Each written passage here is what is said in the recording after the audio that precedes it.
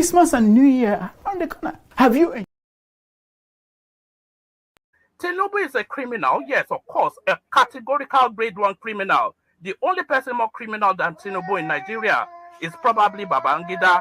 But he's a criminal, and is he fit for purpose? Absolutely not. Should Tinubu be the president of Nigeria? Categorical no. Is there a better option than him? That is subjective. So show me who he is.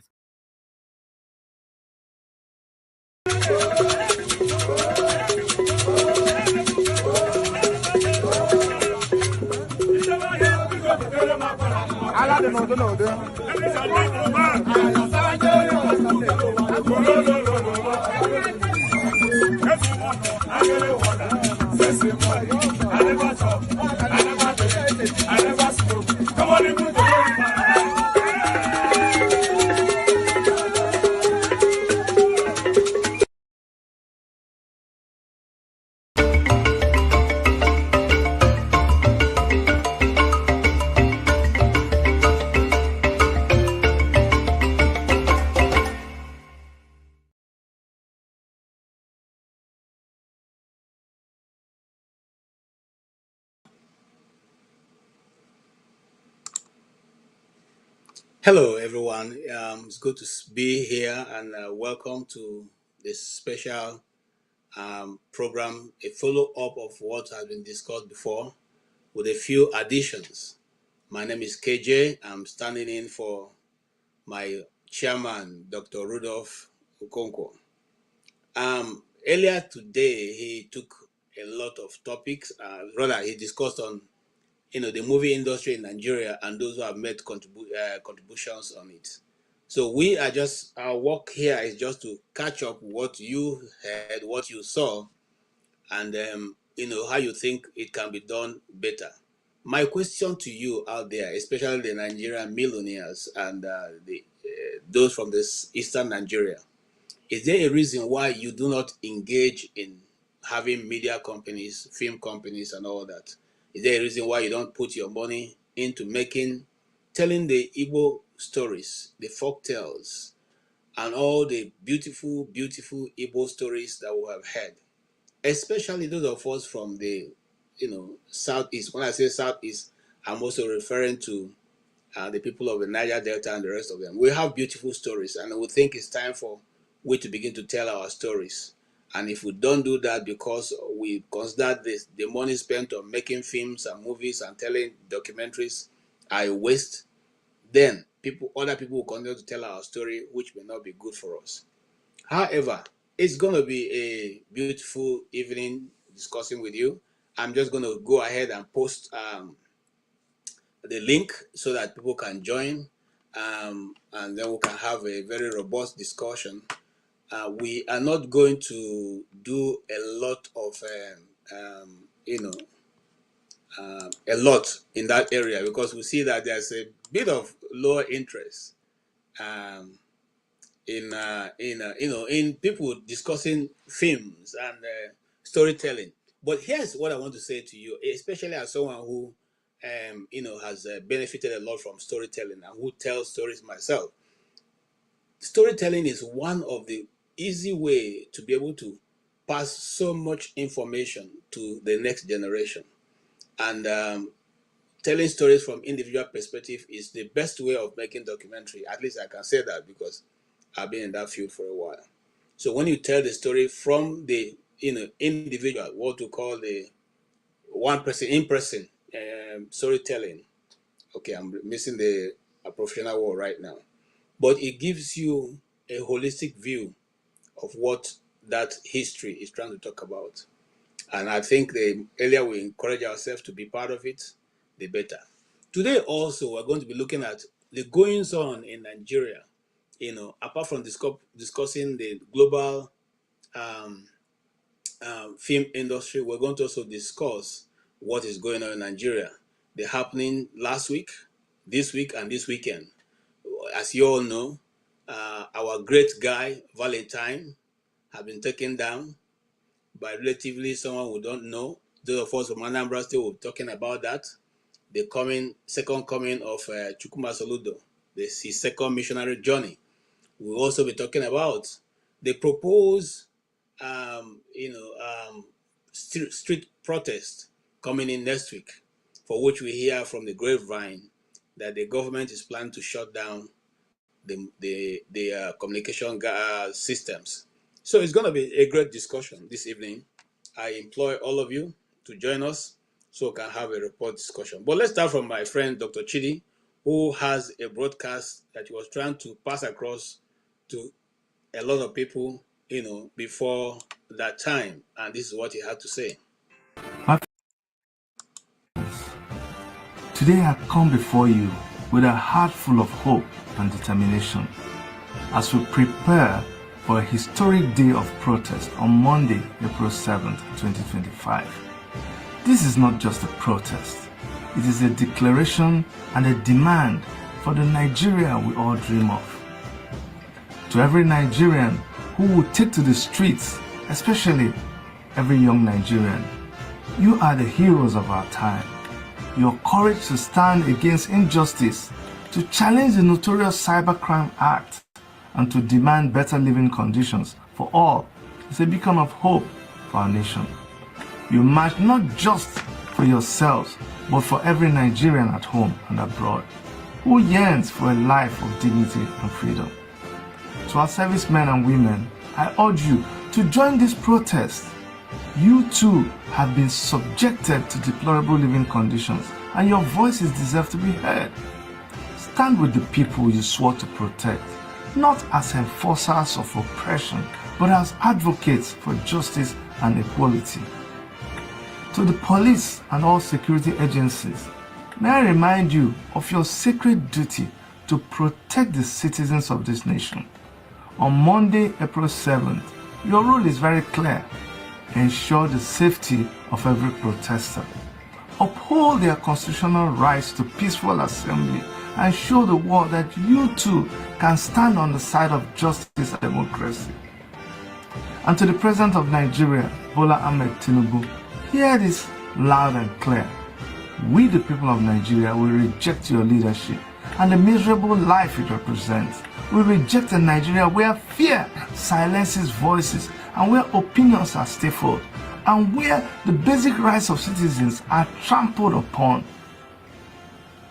We dream of a Nigeria where everyone can hold an opinion and express themselves freely, both online and offline, without fear of intimidation or persecution.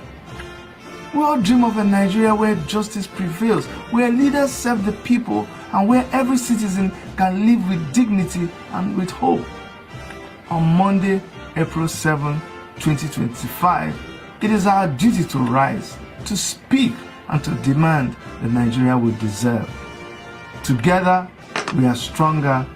Together, we will prevail. My name is Dr. Chidi Cadet Wanyanwo, Director General, Take It Back Movement, Global Headquarters. Thank you.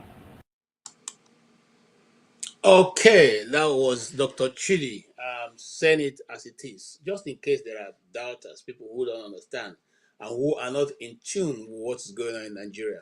I want to just catch you halfway. For one, I will start from a data. You know that if you live in Nigeria, your data runs faster than any other part of the world. In fact, the moment you load your data, it's supposed to be for 1 minute, but your 1 minute is faster in Nigeria than any other part of the world. Do you also know that you pay for both, text messages, calls, and data?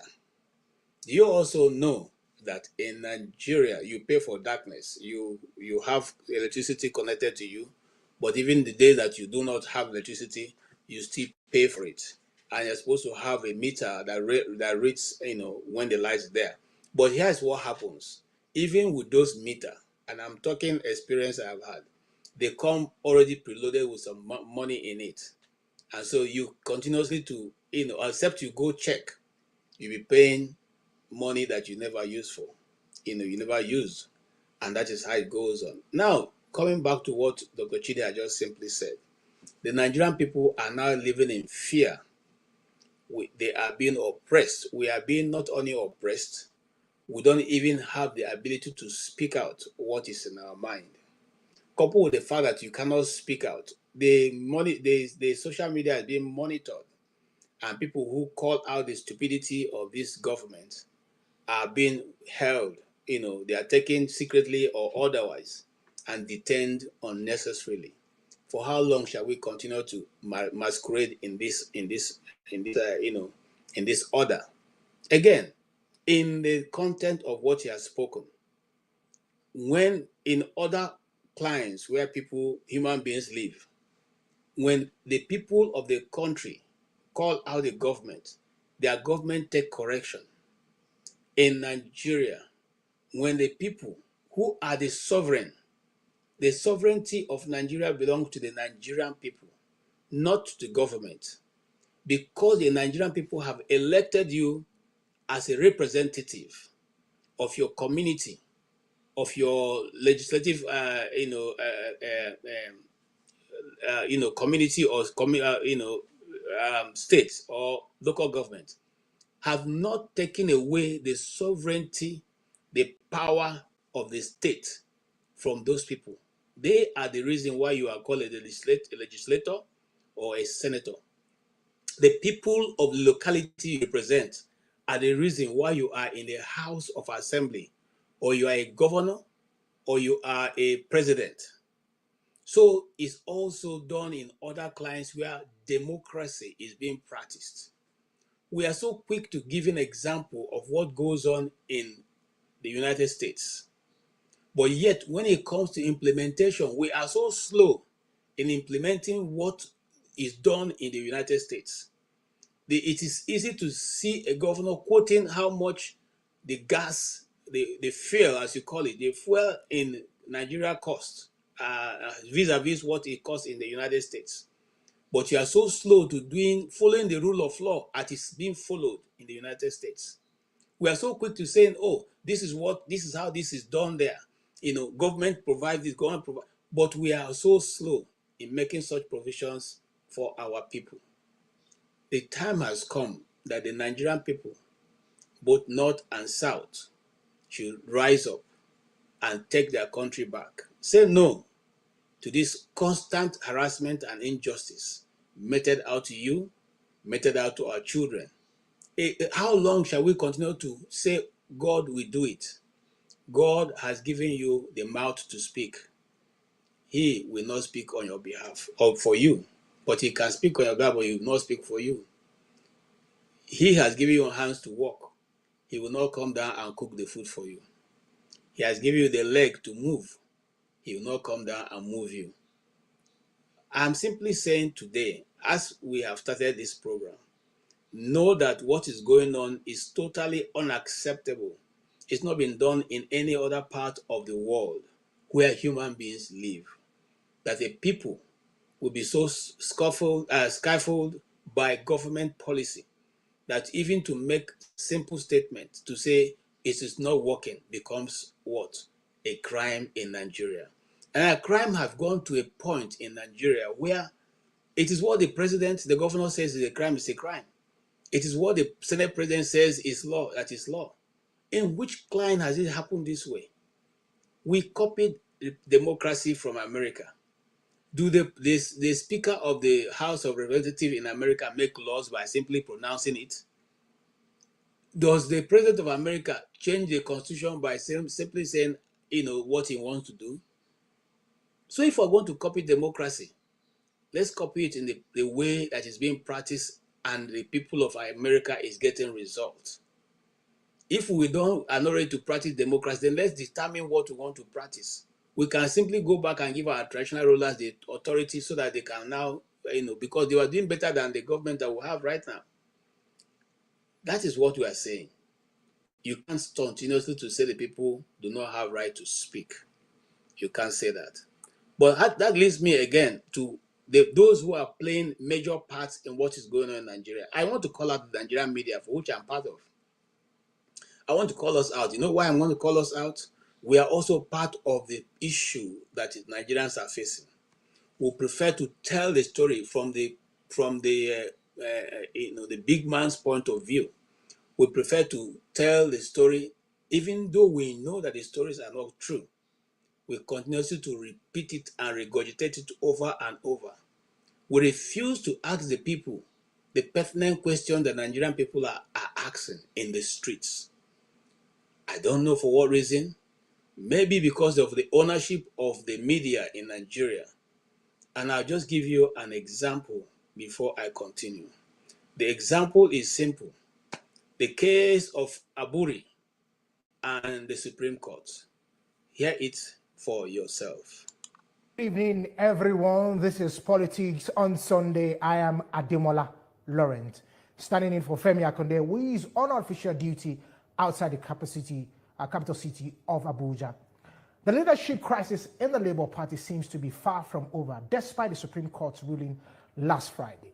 Now, factions are giving different interpretations of the judgment to suit their interest, which has further plunged the Labour Party into more confusion. The Apex Court set aside the judgment of the Court of Appeal, which had recognized Julius Abure as a national chairman of the party. The ruling has generated more questions than answers, as both factions are claiming victory. The deputy national chairman of the party, Ayo Olorunfemi, who is also a member of Abure's faction, insists that the judgment favored Mr. Abure, who has another tenure to complete by 2027. On the flip side, Elder Yusuf Solomon Dambaki, who is on Senator Nanadi Usman-led faction, argues that the Supreme Court decision has effectively ended Mr. Abure's tenure as chairman. However, the judgment by a 5-member panel of the Apex Court reads, and I quote, "The appellate court lacked the jurisdiction to enter any pronouncement in favor of Mr. Abure, since it had earlier found that the subject matter of the dispute bordered on the leadership of a political party. Subsequently, the court held that the substance of the case centered on the domestic affair of a political party, which no court has the power to meddle into, thereby allowing an appeal that was filed by Nenadi Usman. The court ruled that the issues of leadership are internal affairs of a political party over which court lacked the jurisdiction, and noted that Abure's tenure had since expired. It is expected that in days and weeks to come, the parties involved in the quagmire must find a common ground to give Nigerians a formidable opposition political party ahead of the elections in 2027. Interesting. To further find a common ground on which camp is the rightful leader of the Labour Party, we have joining us in the studio Marcel Ngogbehe, Directorate of Mobilization and Integration, Labour Party. Thank you so much for joining us on the show. Thank you. Okay, so You are welcome. Stay humble. It's good to see Yeah, you. thank you very much. Yes, you just joined me at the appropriate time. You see, I was just estraying how the Nigerian media model up things and court rulings, and thereby making things more difficult for the ordinary Nigerian. And TVC especially is fond of doing this nonsense. Now, the ruling of the Supreme Court is written in black and white. I am beginning to think that I'm suggesting to the Supreme Court that when they have a ruling right now, they should write it in the people's dialect. If the people that came to the Supreme Court are Igbos, let the ruling be translated in Igbo language, or Hausa or Yoruba, or whichever language those people have come from. Because English has become so sophisticated that Nigerians no longer understand it, not even the media, not the lawyers. So that interpretations no longer mean exactly what the Supreme Court is saying. I don't know if you have been following my discussion so far and what you have to say about it. Okay. Good evening, and thank you very much for the opportunity. Yeah, I think my coming was quite timely. Yeah, I've been itching to, really contribute to this discussion about Abure. I agree with you totally about the media being a bit mischievous. Historically, Nigerian media has been bought.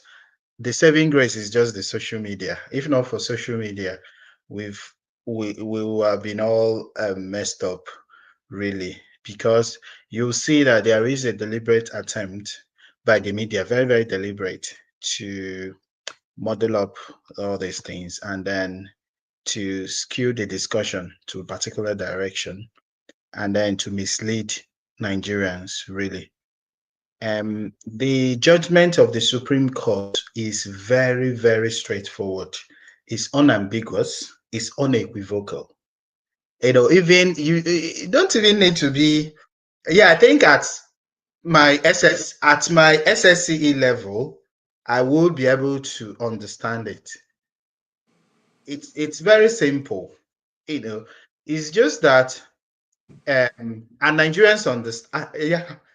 When the judgment came out, I think Nigerians understood that Julius Abure was done for. And then the media went to work to spin the story to make it look like the Supreme Court was speaking Latin.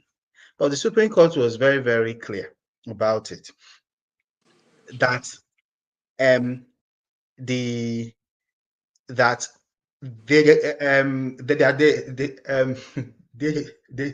the appeal made by Esther Nenadi Usman had merit, and they dismissed the counter appeal by Julius Abure. Right. So the appeal, what was the appeal of Esther Nenadi Usman?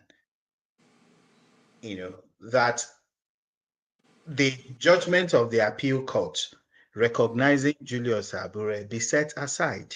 And the court respected the appeal and set aside the judgment of the appeal court recognizing Julius Abure. Why did the Supreme Court do so? Because the decision regarding who heads the party is for the party, to sort out. You understand? And which the party had sorted out. The neck of the party met. The tenure of Julius Abure has expired a long time ago. Very, very straightforward. Yeah. And the neck of the party met and appointed a caretaker committee to oversee the party, the affairs of the party, and then organize conventions, starting from the World Congress to the local government, and then the state, and then the national convention. It's very, very straightforward. Yeah. I don't know why, these media guys, even so-called, this morning, I had to watch the interview that the former youth leader of Labour Party granted to Somna Sambo. And this Somna Sambo, I don't want to call names really. These are people that you respect. They have decades of experience in journalism. And then you will expect that they should be the people that will guide the public. They should read these things. They should understand these things. And then they should guide public opinion. You understand? They should interpret these things to the public. And then they are acting as if, this is not neutrality. These guys have been bought. This is time to call a spade a spade. You understand? These guys have clearly been bought. Yeah, you see, and the payroll of all these mischief makers. The Sambo guy, I really didn't. I've never really, taken him seriously, because sometimes you can see from when he's, when he's asking questions, he seems to be weighing towards one direction. Now, listen, the Supreme Court in its ruling made it clear your tenure has long expired. So what else is keeping you in the office that any person can pick and say is news? That you are even still calling them a faction? You see, these are the things that don't happen in the developed world here. Nobody who goes to listen to you. When one day the Supreme Court have ruled, they don't bother to go ask you, what is your opinion? Would you agree with what I say? You don't have the right to say you don't agree with what has been ruled. You don't have the right to give it your own spin. But we constantly see this. And I'll play you another video so that before we conclude this discussion, I'll play another video. The Supreme Court has set aside the judgment of the Court of Appeal in Abuja recognizing Julius Abure as the national chairman of the Labour Party. In a unanimous judgment, a 5-member panel held that the Court of Appeal lacked the jurisdiction to have pronounced Abure national chairman, having earlier found that the substance of the case was about the party's leadership. It held that the issue of leadership borders on the internal affairs of a party over. Okay, just listen to that piece alone. What comes to your mind, sir? Is there any ambiguity in the statement that this lady has read out from the judgment of the Supreme Court that TVC is giving a spin? Sorry, you're muted. You're muted. You're muted. You are muted. I can't hear you.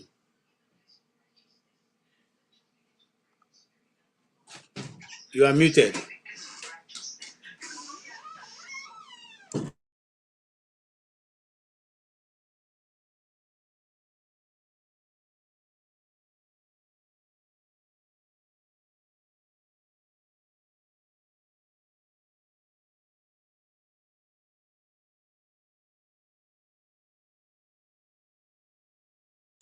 You are muted. I can't hear you.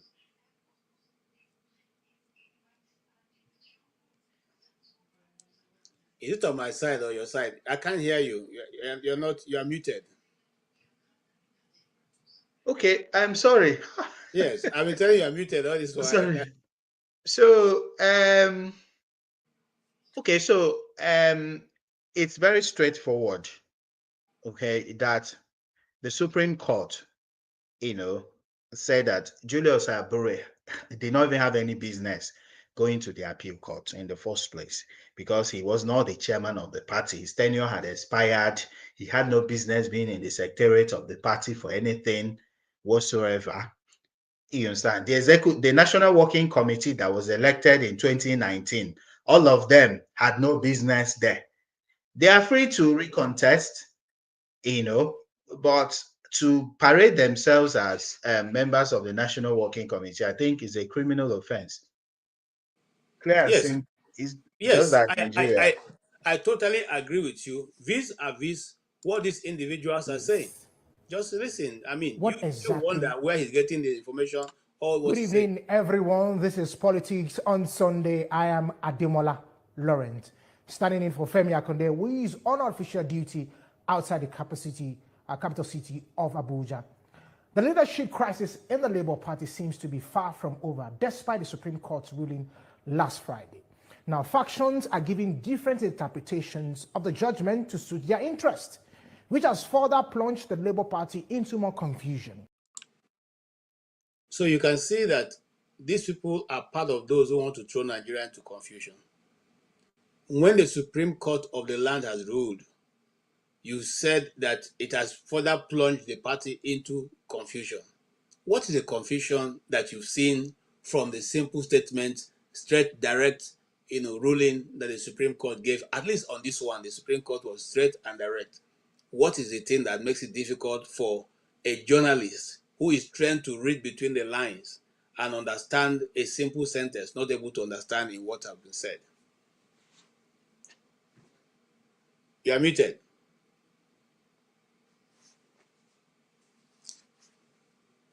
You are muted.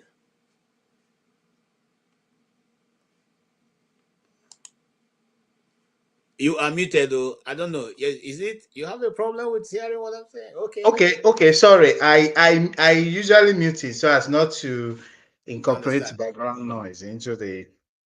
Yeah, so I don't watch TVC. You understand? And I would advise other people, maybe for their mental health, anybody that wants some kind of focus on the real issues, not to. I don't watch TVC, I don't read Nation newspaper, for my mental health because,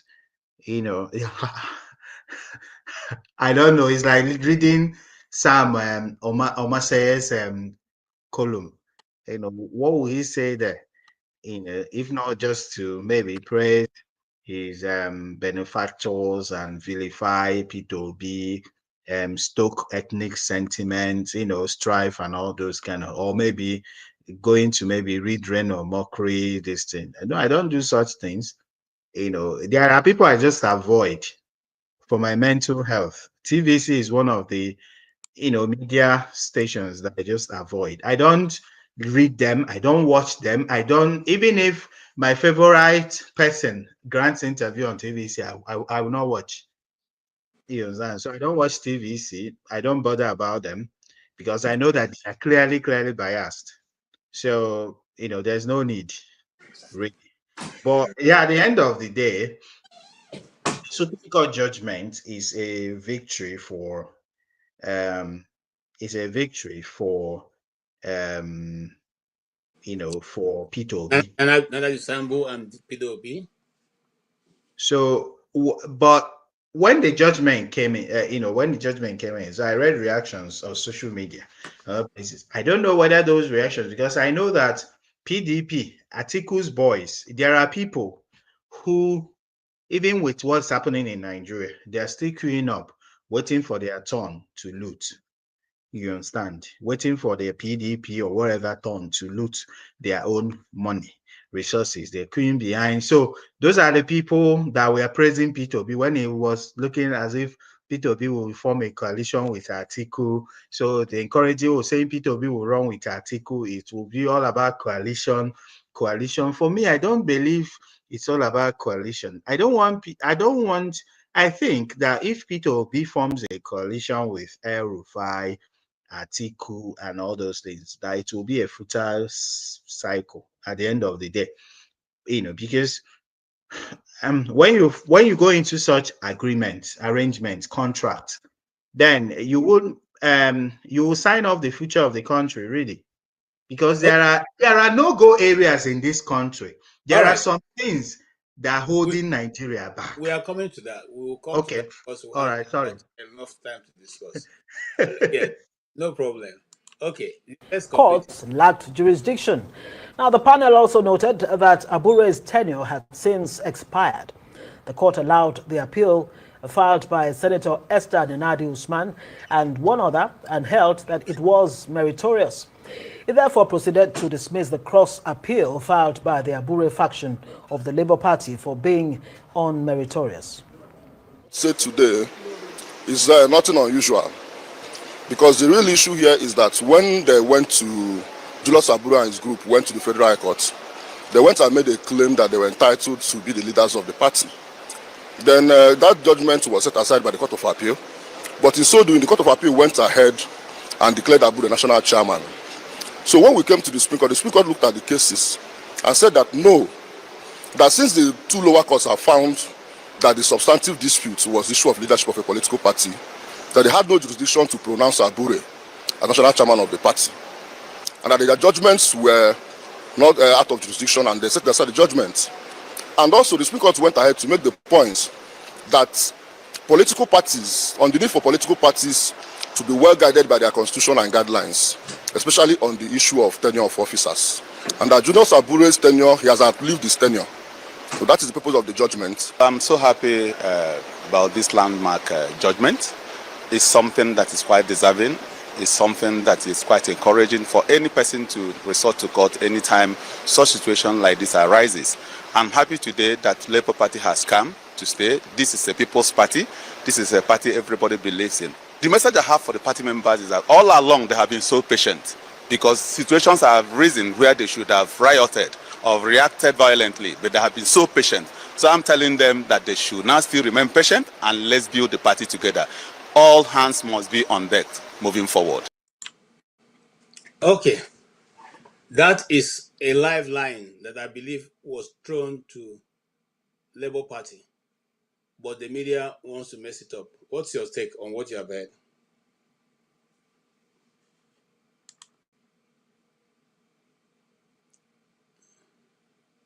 I think I agree with him.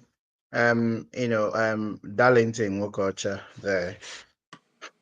Because I think the stakeholders have been really patient. They've been really tactical, and I think it's an example for everybody to follow. The way they approached this, their belief in the rule of law, and justice and the rest. So I think that's a foundation. I think they something is brewing. They are laying a foundation for a new brand of party politics in Nigeria.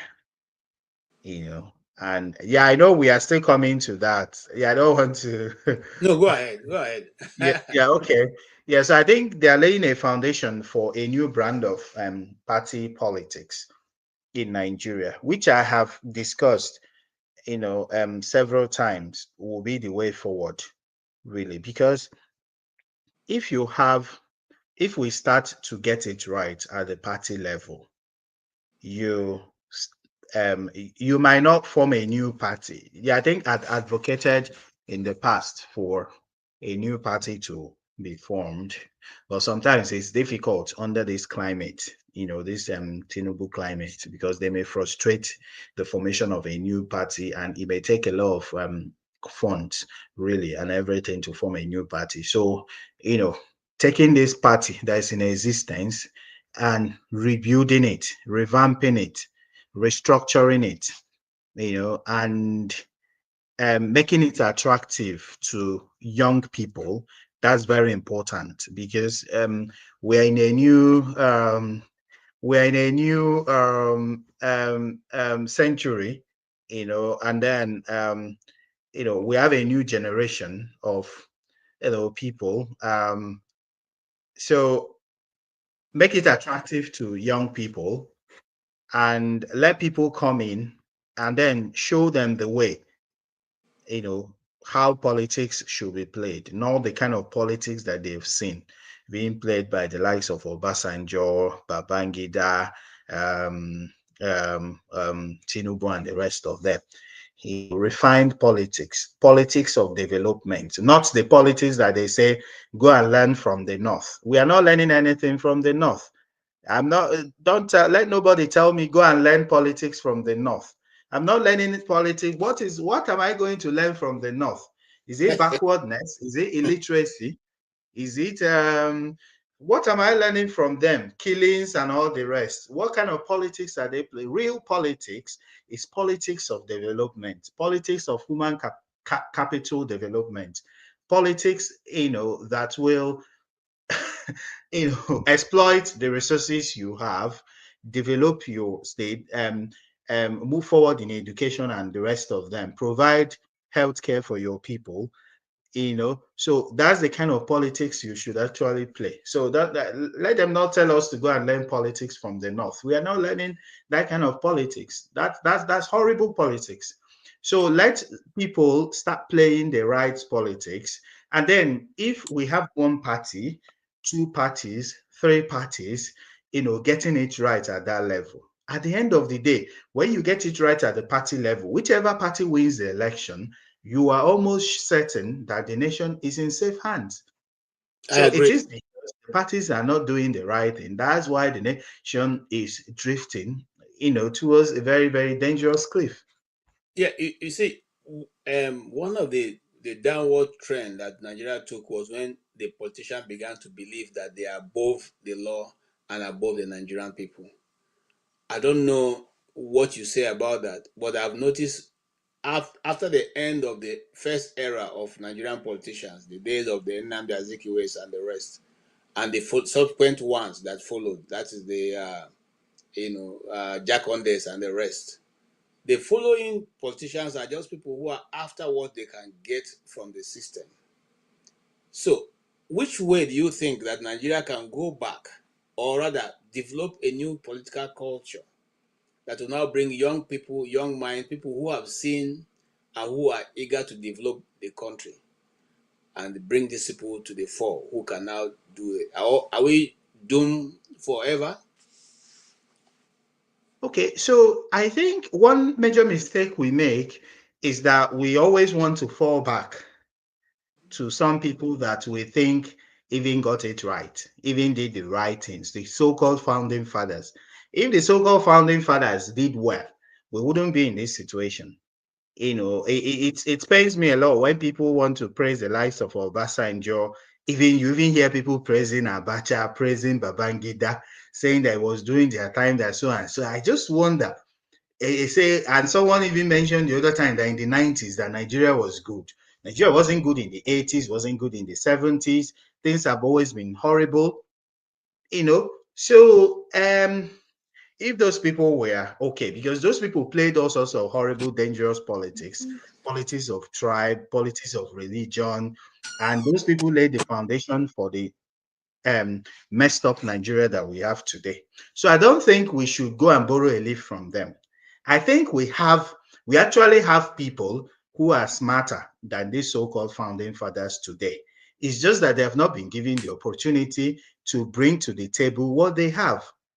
I think it's not about copying what people what they've done. Yes, sometimes if you see something what you're emulating, you could also borrow that. There are some countries that have also gotten it right in terms of, but I think we should sit down. We have enough heads. We have enough heads. We know what to do. Yeah, I can tell you 5, 7 people in this country that can come together and revamp any party. Yes, without even going to borrow any leaf from anybody. Okay, it's good you are here because you will tell us also how people like Valentine Ozigbo will now revive themselves. But let's not go there yet because that's a different topic altogether. You also tell us how people like Professor Soludo is going to be able to solidify himself in Anambra State in the second tenure since he has messed up the first one. But you just hold on your guns. Let me welcome Anthony Okonta, my friend from the other side. You're welcome. We are trying to dissect what is going on and the different conflicting, media analysis of the ruling, a very clear ruling of the Supreme Court on that the end of Abure has come. It was supposed to have been long ended, but now they have finally pronounced its end. Yet, certain media houses in Nigeria are giving a spin that the Supreme Court have caused more problem than before it even began. Do you see the judgment as being ambiguous? Um, Good evening from here, my brother KJ, and stay humble. Is it good evening there? Okay.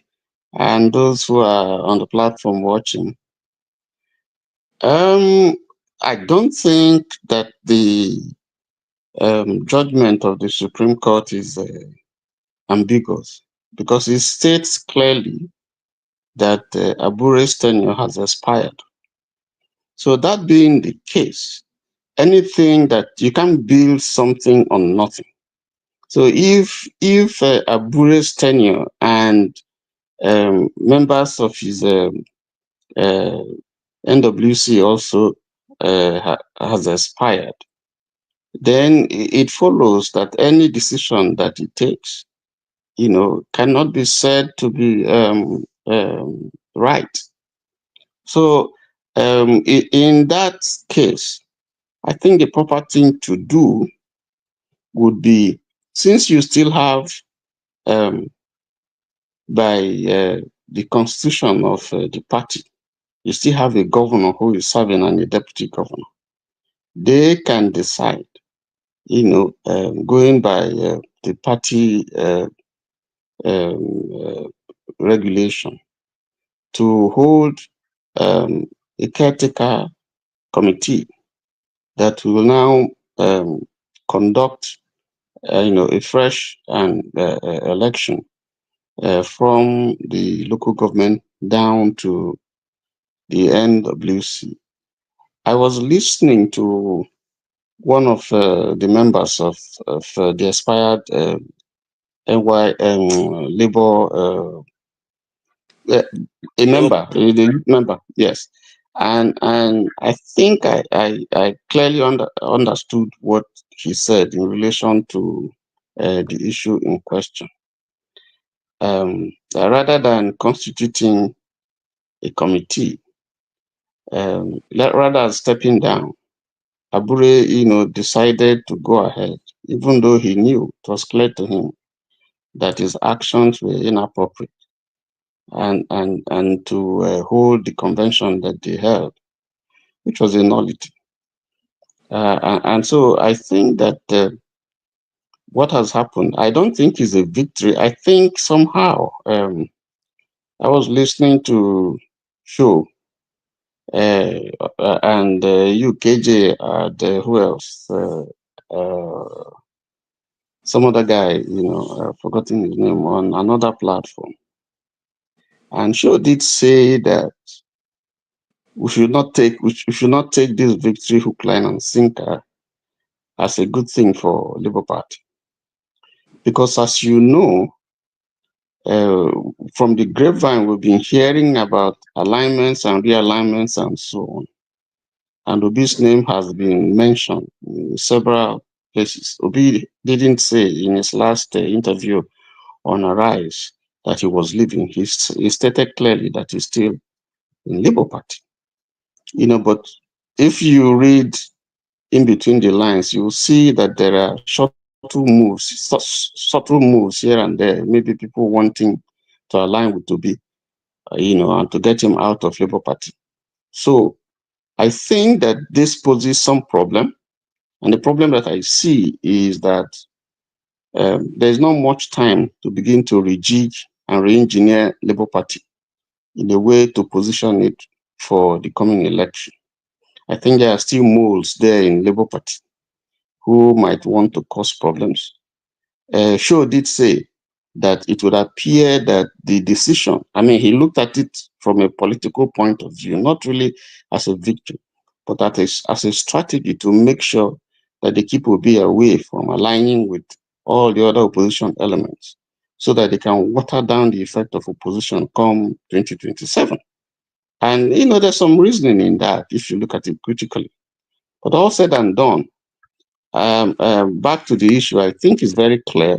It's not ambiguous. The Supreme Court ruling is not ambiguous. But in Nigeria, every time Supreme Court makes a decision, because in the past it has made certain declarations that people question. So every time it makes a declaration, there's a tendency for people to give their own various interpretation to what the Supreme Court has said, which is unfortunate. But clearly, it's for me as a layperson, it's Abure's term has expired, and then beyond that, the cross appeal that he filed, was not allowed by the Supreme Court. So what is the position? What is it claiming? The issues are very clear, and the courts clearly stated that the position of Nenedi Usman is acceptable. So I don't understand what victory they are claiming or what is ambiguous about the judgment. That is why we are talking about the fact that the media sometimes help to aid these things, and it doesn't help. Now the Nigerian youths are planning to march out on the 7th, which is a Monday or Tuesday, and the Nigerian government is planning to shut down the communication system so that they can avoid gathering. And the media will be the ones who will be at the forefront to tell people not to come out. So one begins to wonder: is the Nigerian media built to be on the side of the people or on the side of government? Are they also taking position as one of the factors, arms of oppression of the Nigerian people? That's how I don't know how you read, what goes on in the Nigerian media, because if media is supposed to shame the narrative of the public, is the Nigerian media doing enough to shape that? Well, the media, even if you look at the media here in America, you will see there are certain news media that hold a position that favors a particular party here in America. And if you go down to Nigeria, you would see that some of you can find traces of that, in the Nigerian system. You have certain news media that are owned by people who are in politics, and so they always pander to the position and to the wishes of the people who own them, who sponsor them. For instance, if you take a news media, newspaper or television that is sponsored by someone who is a politician, you don't expect that media organization to carry news that will not favor the owner. It will sack you. So to that extent, there'll be some bias in their position. How many of the news media that we have that you can say, strictly speaking, are neutral? Okay. And even if you do that, just 1 minute, KJ, if you do that, then the government of the day, like in Nigeria, sees you as antagonistic, and you'll be prepared to stand whatever comes your way. So that's the challenge that the media has. It's not easy. A lot of them have been put in prison, silenced, threatened, and so on and so forth. But I think the media so far, considering the environment that we are operating, has tried, within operating within the positions of the law. Some have done very badly. But like I said, if you take a journalist that is paid a pittance, and then someone brings some serious money before, it's between him and God. He has to decide whether he wants to really do his job and suffer, or put that thing in his pocket and then move on. So these are some of the challenges that we All have. right. Thank you so much. Let me welcome Ike and CM to the podium. Yes, Ike, I'm coming to you. You followed the media we just listened to, that we played, which is the conversation with the reporters of the TVC News on reporting on the Supreme Court judgment, and still insisting that Julius Aburi is in charge, or is still in charge, or is partially in charge. And we're asking the Nigerian people, have they lost the right to be able to state for a fact that sovereignty belongs to the Nigerian people? Consequently, they determine what should happen in their country. Or has politicians now become the ones who own the country, and whatever they determine is that what we must follow? Happy Sunday to everyone today. You can hear me? Yes. Okay. Brother Tony, and stay humble. God bless you. Happy Sunday. CM, my brother, it's been a long while. Happy Sunday to you also. TVC, you know who owns TVC. So are you surprised what they are carrying since yesterday? Why should you be surprised what TVC has been saying? They have tried to rewrite history severally, bringing people we have forgotten for a very long time on TVC, begin to tell us what the Supreme Court has said and what the Supreme Court did not say. So are you actually surprised what is going on with the Supreme Court judgment? You shouldn't be surprised. It is all a script written by Aburi and his APC gangs, So I mean, what is going on for the 24, 48 hours is a confirmation of what we already know for a very long time, that Abure has become a mole of APC. So this is just to keep Mr.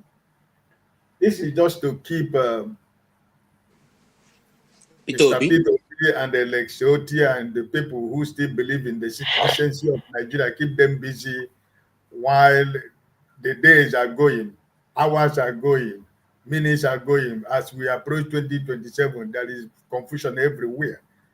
But I think that, personally to me, I think that I'm not going to say anything yet until by starting from tomorrow, which is Monday. Let's hear from maybe Nanadi Usman, the group.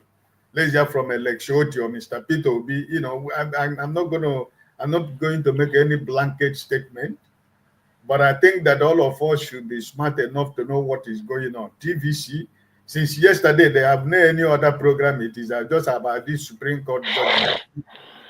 And I think that we all know what is playing out. And this is why that when you listen to the interview of the prime time of Mr. Peter Obi at with Charles and Angolo, you will see that 2023 has shaped Mr. Peter Obi. the event of 2023 has shaped him for 2027. And if you as a journalist and someone, Brother Tony, maybe if you take your time to listen to that interview, you see that Mr. Peter Obi is shaped for 2027. He is speaking in that interview, is speaking from the experience of 2023. And you can see that he's forceful to his words. He showed a sign of ready to do anything in 2027. And he's positioning himself that what happened 2023 is not going to happen. And if something should happen, it shouldn't be the way it has happened. And you could see why Peter Obi stayed away from the issue of Labour Party, because he cannot go against what he's fighting for. He has maintained from 2023 that party democracy must take place. He's not ready to wade any power. He's not ready to make you to KJ to be chairman or you to be secretary. Let the process of the party democracy take place in the Labour Party. And that was why, if you see that interview, Brother Charles was asking him, he said, I'm still a member of Labour Party. He keeps saying it. And I think this Supreme Court judgment was what he was waiting for. And I think that this judgment is out. And I think that, like KJ, you were asking, everybody know what the Supreme Court judges said. And even the audio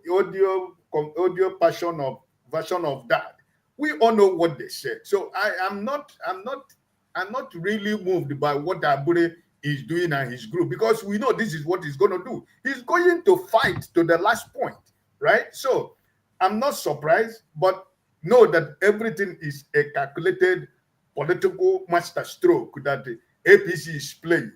Keep Mr. Peter Obi busy. Don't allow him to concentrate.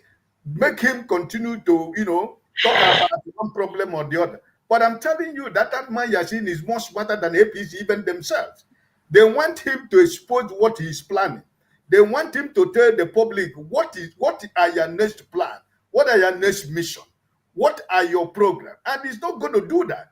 And I think that from tomorrow going forward, I think every one of us will be able to see clearly which direction the man is taking us to. All right. This is the way I see it. Thank you so much. CM, we'll come to you. We are welcome. Stay humble. Hold on for CM. CM, we're actually talking about, I'm sure that I know that we're also going to talk about Anambra State and the plan of our professor to take over, to solidify his work in Anambra State.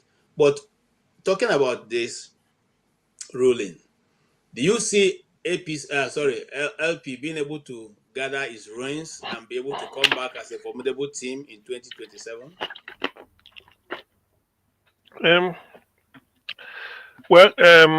From here it's even good night, I will say, from the UK, because it's about 11 p.m. Yeah. But luckily, I came in at the right time, or maybe at the wrong time, because I missed part of it. So good evening, KJ, or good night, KJ. Good night. Guy, Antonio Okonta. Now, Anthony, which time you begin join us now? Which time? Okonta sounds as Saba. Yeah, the popular Ike Okonta from Oxford, who read at Oxford. I don't know whether it's that Ike, because that is Ike. Maybe Anthony is Anthony Ike Okonta. It could be the same person. I don't know. Then stay humble. Of course, you're always humble. So better stay humble, Sha. Make we for no. The thing is, to be honest with you, before yesterday's ruling or 2 days ago, I can't remember. The line I have told is this: either Peter Obi stays in Labour Party and reform Labour Party to his taste, or he leaves Labour Party and found a new party with which to continue his political journey. That was when they were saying Peter B go back to PDP. You know, they were wooing him before this Rufai, what is it called? The coalition. So I told people that I wouldn't support Peter B going back to PDP. That if Peter B goes back to PDP, all those buccaneers, Atiku, Tambuwa, Sule Lamido, Bukola, Bukola Saraki.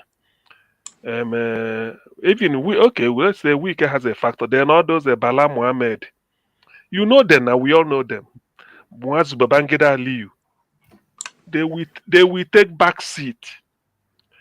P2B will be going to different PDP states. They may be organizing different seminars. This P2B will be speaking.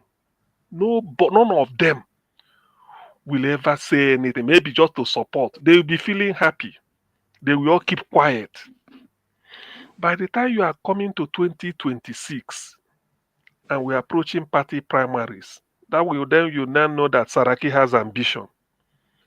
Tambuwa has ambition. By then, PDP has changed because some part of obedient movement will be rooting for, because wherever P2B goes, because of his quality, people are willing. And when he opens his mouth to say, all he needed to say was, I have to go back to PDP, it's not really this, it's not really that, the party is this, the party is that.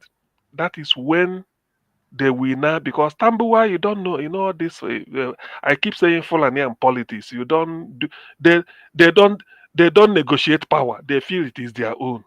They don't. That is not. You see, that is why it's even dangerous. They don't. So I said, because of this, I said they will now use P2B to reform PDP, give it sort of massaging, in the hope that yes. Meanwhile, as they are getting up, that time Peter will be doing the dirty work. We call him here in Bauchi. We go, councillors this. We put Peter now. So that's why I ruled that out. Now, with this, what is it called? With this ruling, Peter B now has a big chance to reform Labour Party to the way he wants it. Peter B Alex Oti party Tommy. Then this guy that follows P2B from Kano, the head of Obedient Movement, I've forgotten the young chap, PhD holder, Dr. something, Yinu Satanko. Yes, Yinu Satanko. And all those Hilda Dokubo thing from Rivers State, all the women, this is their time. Because Abure, that big snake, because you don't kill a snake by just hitting, you don't kill a snake, but no, you don't kill. I grew up in the village.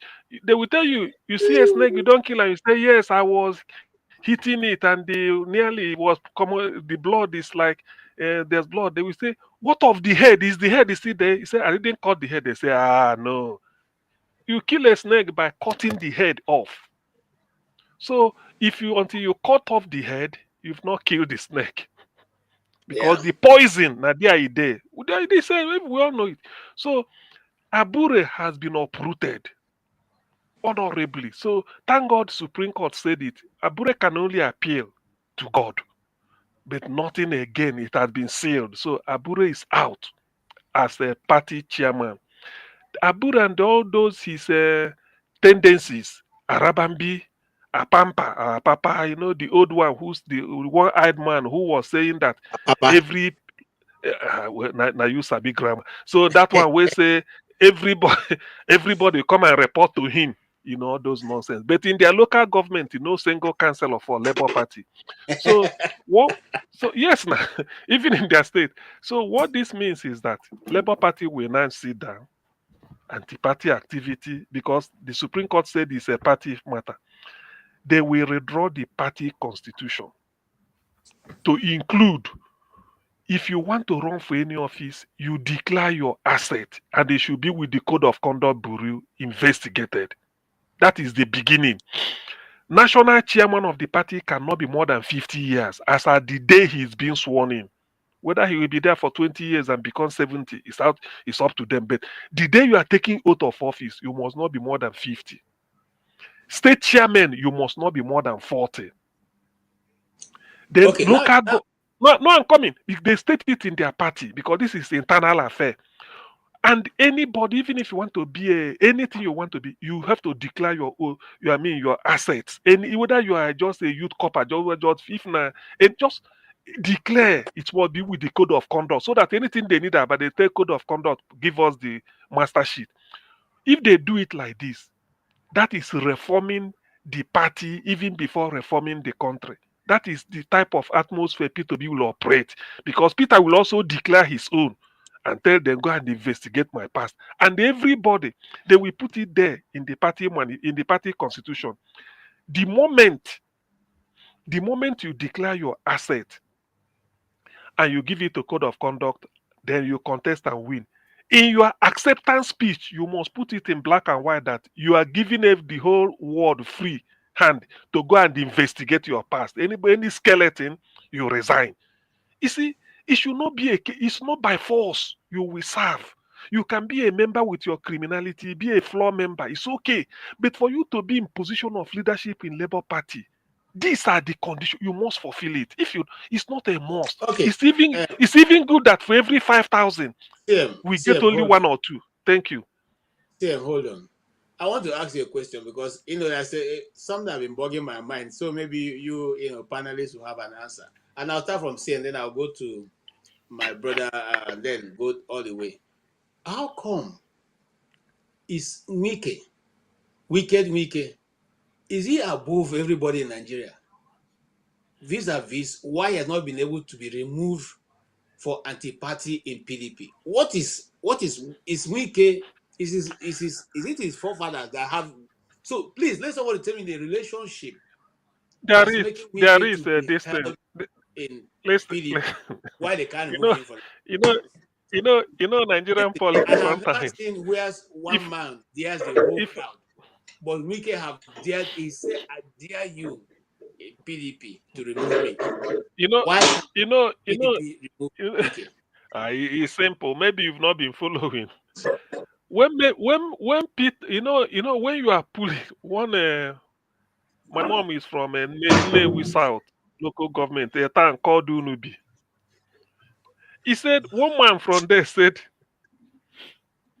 that you talk to his wife, he agree, you carry him on a go enjoy, do anything where whether he said no be that one bad though, but no be that one the warrior.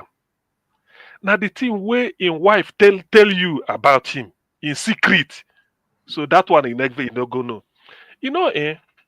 When we can the other family we are doing like a 5 and 6, you go build house. One Lego Reform Canadian Judicial Institute in River State, name and Peter Odele, because Mary Odele Judicial Institute, because Dan a Supreme Court judge or justice. Then because Peter Odele is a doctor, he will build a cancer and everything. But we can't go to the hospital, so you will build one hospital, name him Peter Odele Memorial something cancer something. To reward Wike, this Nigerian police na criminality. To reward Wike, he used the wife at the Supreme Court. There's one they call something like sort of an injunction that you can't suspend somebody. I didn't know that thing is in Nigeria. So they wrote it for Wike that as long as PDP is existing, nobody can remove Wike. He's there. Wow. So yeah, no, people can see my face. I'm not lying. Anybody. There is. So Wike obtained it and it's impeded. So you can't remove Wike. I've forgotten if I remember the phrase I tell you. That's why Wike was saying, any day I leave PDP. I won't use my mouth to say it because it may affect me. So I'm not saying, but you people know what Wike said. Say any day. So I will, if you like, Okay. you can complete the sentence. If it happens to you now, you study. So any day I leave PDP, let me stop here. So okay, Mr. Tony, is it what CM is saying? Have you heard that story before? Because I have not heard the story before. But I wonder why Wike will point at someone like Atiku and say, I dare you, and Atiku can't do anything. So yes. I don't know if you have the answer to these questions, or you yourself have heard what is written into the constitution of PDP. saying that PDP now belongs to Mike, so nobody can remove him. Well, I am just hearing this, what CM said for the first time, but I wouldn't be surprised at all if there is actually something like it, because the way Wike has carried on. I mean, he is the one that has appointed 2 or 3 Chairman. chairpersons of the PDP. Yeah. You know, he will appoint them, he will remove them. He will sponsor governors in various states, donate money here and there. And meanwhile, he has never worked. All his life, he's been, being a politician. Yeah. Yeah. So, and EFCC has not said, where are you getting all this money from? So there's something, and then of course, his wife is in the judiciary, and then he's been hobnobbing, from what we know, with the judiciary.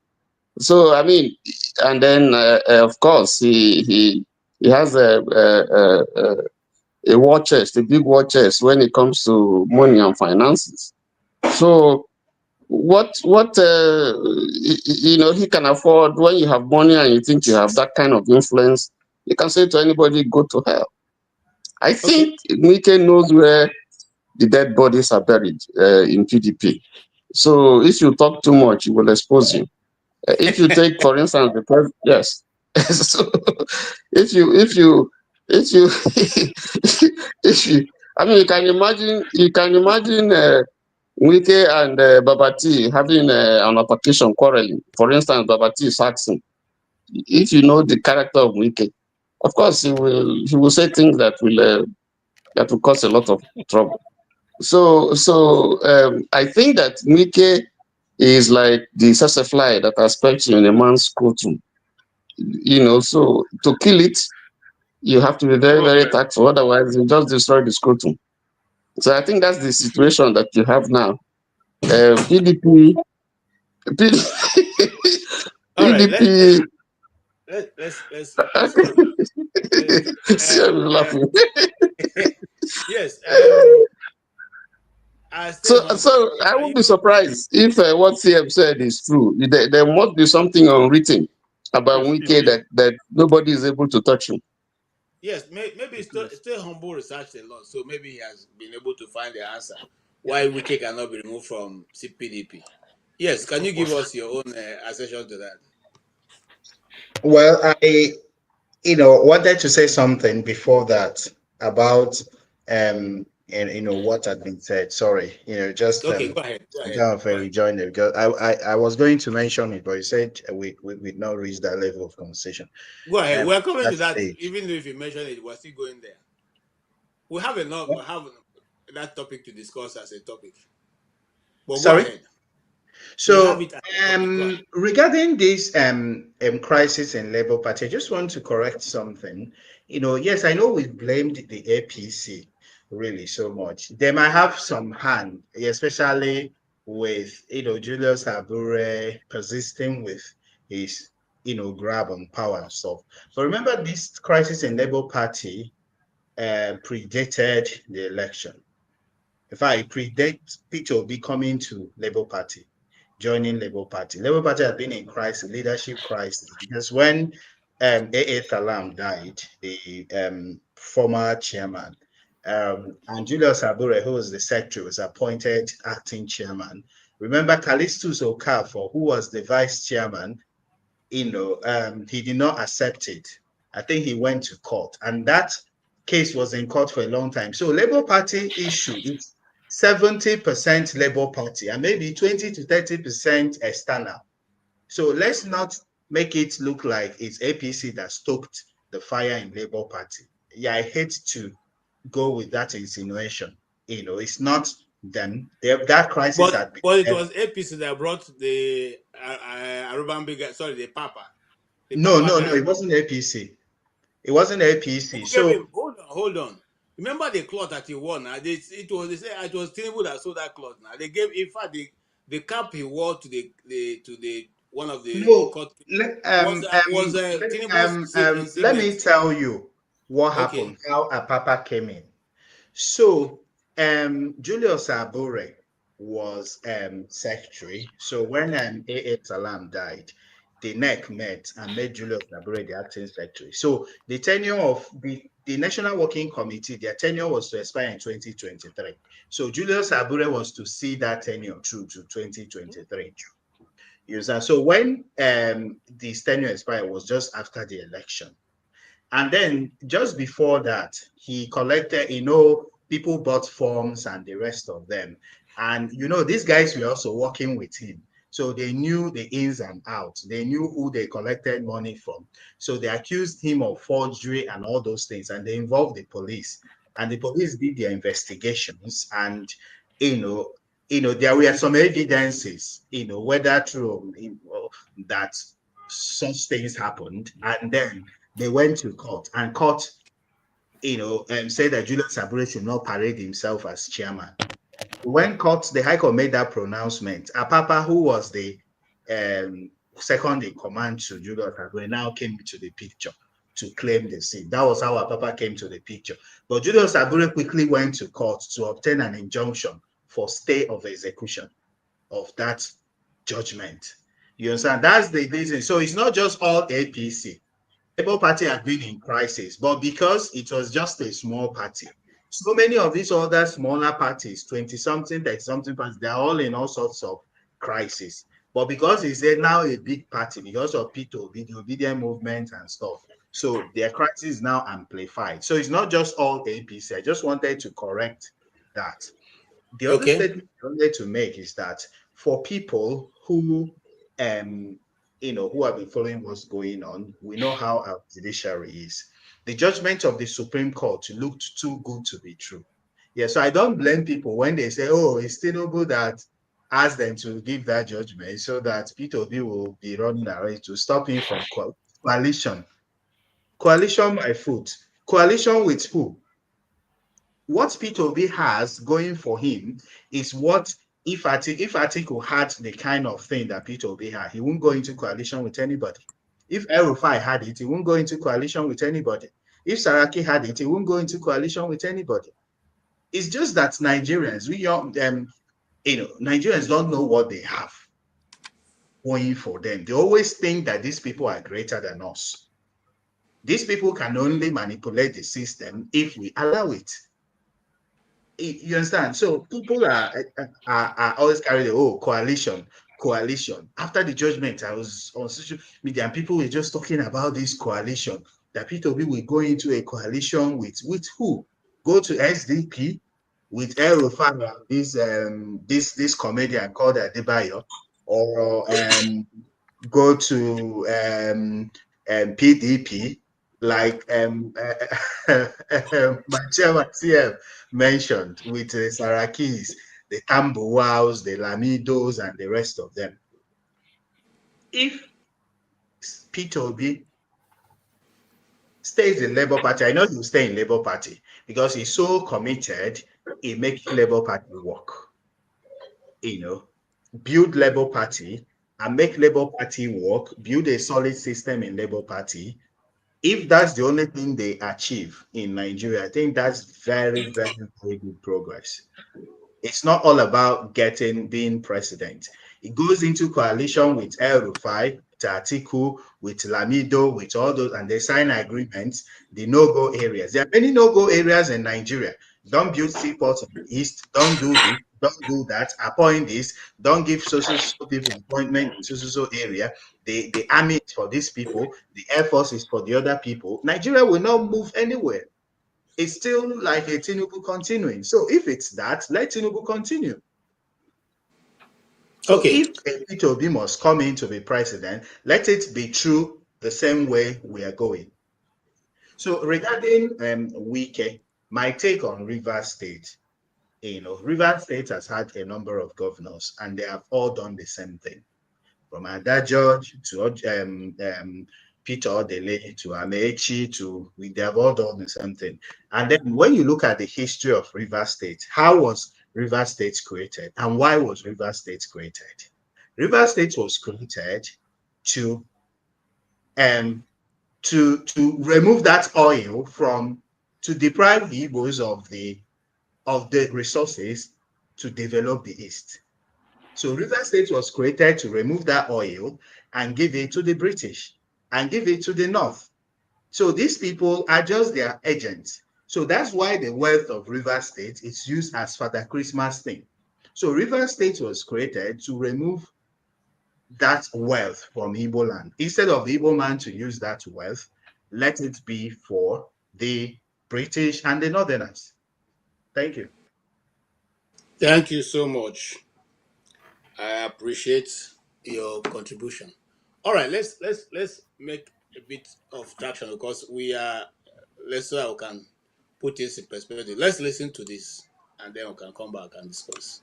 Well, the governor of Anambra State, Professor Chukwuma Soludo, has been nominated as the candidate of the All Progressives Grand Alliance for the November 8th governorship election. The governor emerged flag bearer of APGA at the party's governorship primary election held at the Alex Ekweme Square in Oka. The incumbent governor, who was returned unopposed, also polled over 300 votes during the primary. During his acceptance speech, Professor Soludo commended the process that returned him as the sole candidate, stating that APGA remains the first registered progressive party in Nigeria, while maintaining that the people of Anambra State have settled for APGA as their own. Never a time in Anambra's political history is there such a consensus as we have today. There seems to be a wide consensus of opinion that the good news should continue. From the Anambra, I feel very humbled by this, and together we will promise you one thing. When I took oath of office, I promised never to disappoint my God. I promised never to disappoint my family. And I promised never, very importantly, not to let the Anambra down. I will not let APGA down. I will not let the Anambra down. Every day we will devote our time and energy working very hard for you. We're working 24/7, and the work is only just beginning. And with this mandate today, we won't take the votes of Anambra people for granted. In 2017, when we were running for office and when we endorsed my predecessor, we came with a zinger that if it's not broken, why mend it? And I want to say today, with all humility, I want to re-nominate Dr. Onyeka Ibezim as to run with me as the deputy governorship candidate of APGA for the November 8th governorship election in Anambra.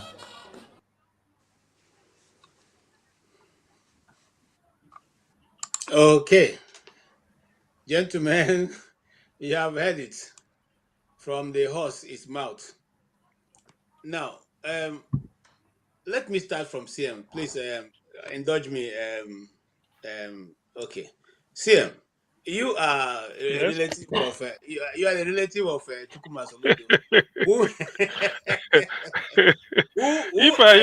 I wish I am. You're a relative of Chukwuma Soludo. I wish I am. I feel the man has disappointed the Igbo people in the Indian Anambra, as the case may be, because the Indian Anambra didn't send him there to go and chase native doctors. There's more developmental issues that are there, and then we see one of the things that pains me the most is when they come and say the people are giving them mandate. Who are the people that gave you a mandate? Secondly, and this is all for you, CM, because I don't know who else to ask. You are the one that you should tell us. Is it that the people of Anambra State so hate native doctors that native doctors are stopping the progress of governance in Anambra State? Please, when you put all that factor and answer us before I come to my brother who will tell you. Anyway, the thing is, I'm not a relative of Soludo. I wish I am, to be honest, because it would have made life easier for me, but be that as it may, I'm not.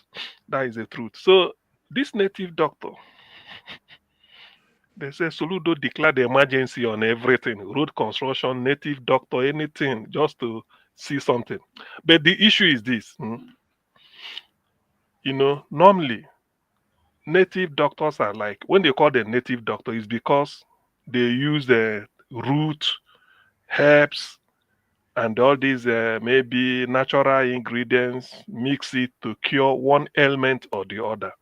It's like the white man will say you are an orthopedic doctor because you repair bones, you carry out bone operation, you see them in football club, hire the best orthopedic doctors, work with all these football club professional, if you're sportsmen, because they always pay them. Ronaldo, Messi, they have their own special, apart from anything.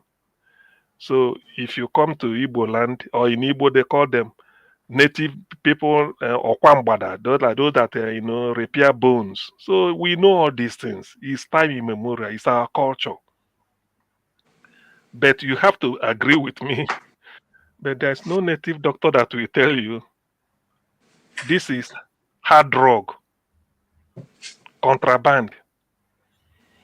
If you hide it anywhere, any part of your body or suitcase, as you are passing through the airport, the scanner that detects all these things will go to sleep. So the scanner will be sleeping, then you will pass. No, it's true. And so the scanner will be sleeping. Or then they just pass like that. So some people now, because they are desperate to get this money in hard currency, not in local naira, they will think it's true. When they go there, Soludo used the word chim, that is CHIM, not chim, but chim. Chim to From catch. there, so from there you are off. The moment they catch you, you will think that it's a lie. They open your everything, says it. Your mind will have a flashback, but I've been given a cast iron guarantee that they will be asleep. Then I will just pass.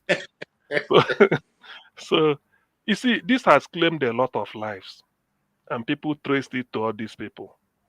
Now, if you go and arrest a native doctor or a weatherman or woman or pastors, because there are genuine people that are preaching the word of God. Some people cashed into it. So I pray for you. Bring olive oil. In Italy, those of you in Italy, olive oil, very expensive. Use it to cook, very nutritious. But in Nigeria, they use it to pray. You see? So he said, bring olive oil. I bless it. I make sure you rub it. You do this. Carry whatever you want to carry. They won't see you. You just fly like a butterfly and go away. When they now make chim, you are caught. That is the thing. They will say, hey, because you looked at one lady at the airport, you should have not waved anybody, all these things. So this we are claiming the lives of youths, misdirecting them. So for you now to go and label this type of accusation against them, certain things, people will be surprised. So Ludona said, okay, we want to tell all native doctors, come and tell us the type of illness you cure. Then we go and bring people suffering from that ailment. If you cure it, government will even help you. He said, those that promise the young boys, if you do this, money will fill the room. So Ludo say, the governor, need money to develop Anambra. Come and do it for me, that I need the money. He said, come and show Anambra what you are going to do. That's why I arrested all of them. Then some people said, anyone that disappeared, say it's a real native doctor, but no one has disappeared. So the thing, there's a way to. He said, yes, because if you have that magical power to do your hand like this, vogue, money will flow everywhere, why can't you disappear from prison or detention? They think they should be in court next week, either Tuesday. So all those things. Two of them have been caught today, last week. Okay, yeah. So in all those things, do you know what they are claiming? Let me just say this. Do you know what they are not saying? They are no longer agreeing that they are native doctors. They say they are content creators. Do you hear? Have you heard it?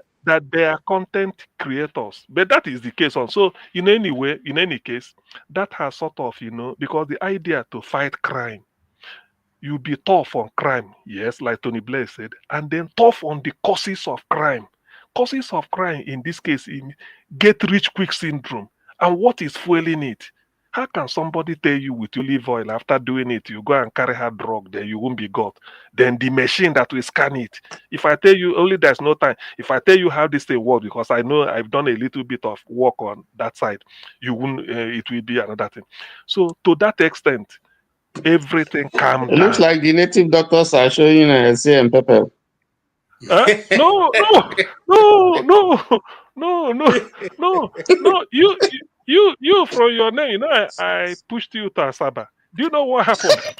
So all of them picked race and ran to Asaba. Immediately, the Asaba of Asaba, he's a professor of law, an international professor of law. He quickly promulgated a decree that if you're a native doctor and you are not from Asaba, better leave Asaba immediately. If you're a native doctor and you are from Asaba, come and register in his palace so that they know. That is true. That is true. Okay, good. Okay. So you know, then quickly Hope Uzodinma almost do the same thing so that no hiding place.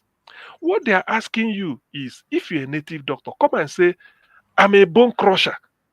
I mean, I repair bones.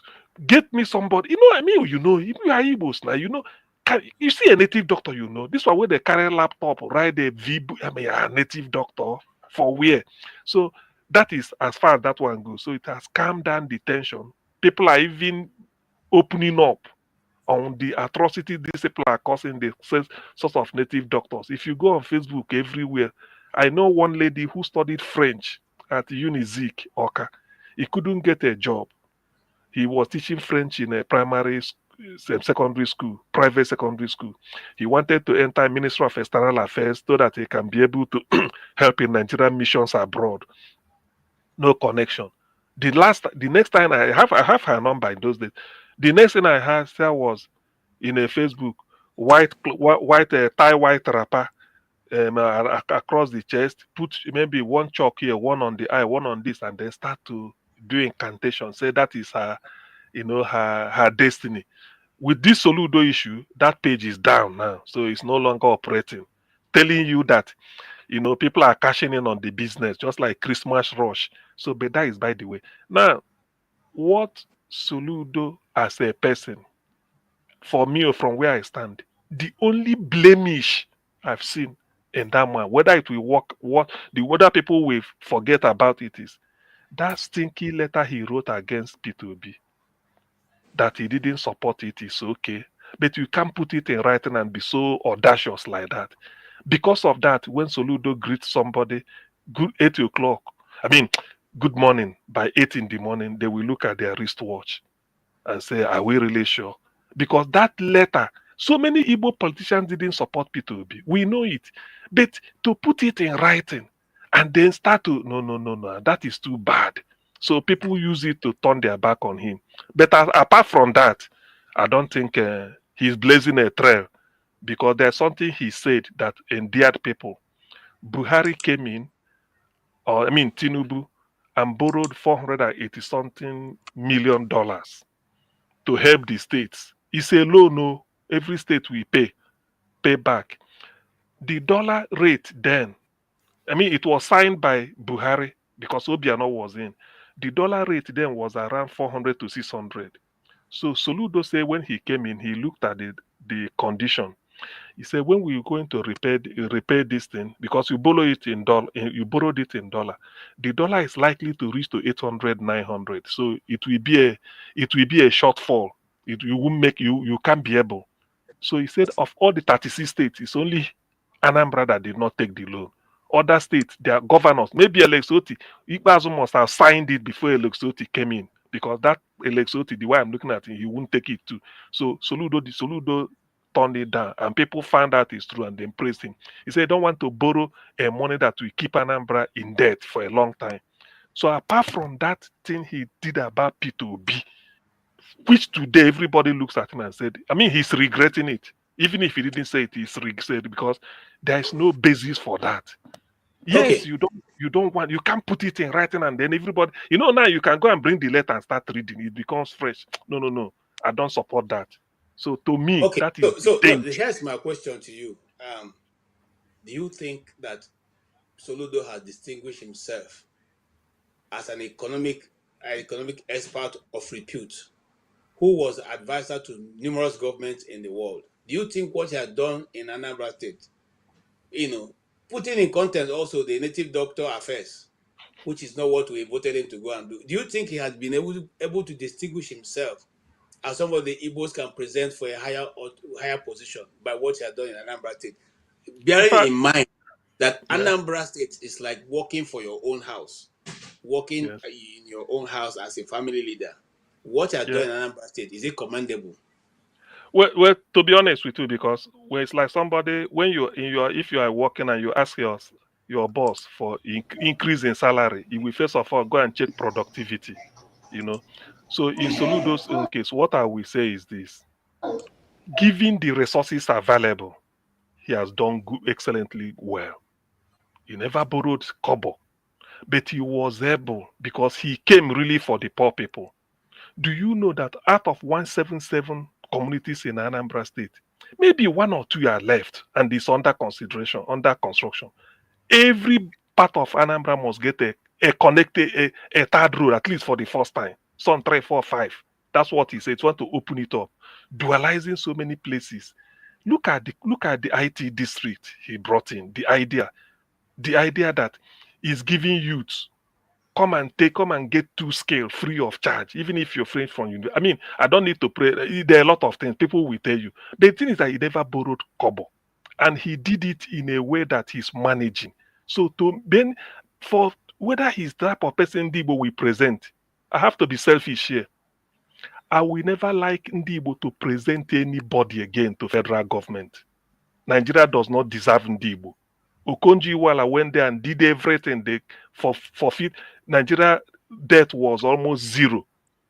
Sam Okhade died on the field of play. Nothing happened. Look at where Ndibo. Soludo, after he finishes, he should be advisor to all the Southeast governors. If he can never, I will kick against him becoming anything in Nigeria. Nigeria don't let the Yoruba rotate to Hausa rotate to Yoruba. If they don't want to give Fulani to Yoruba, if they don't want P2B that we brought out, who is the best? What is Soludo coming when we've given them P2B and they are trying to rubbish him? If they can't allow P2B to repair Nigeria, we are not bringing any other of our best brain. I will kick against that.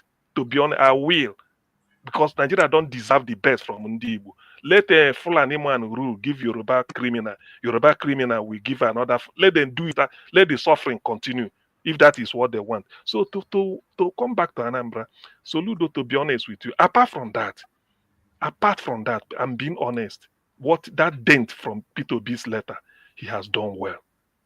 There's a place called the refuse dump in Onitsha, Okpoku, where poor people, the poorest of the poor in Anambra, in the southeast even, are living.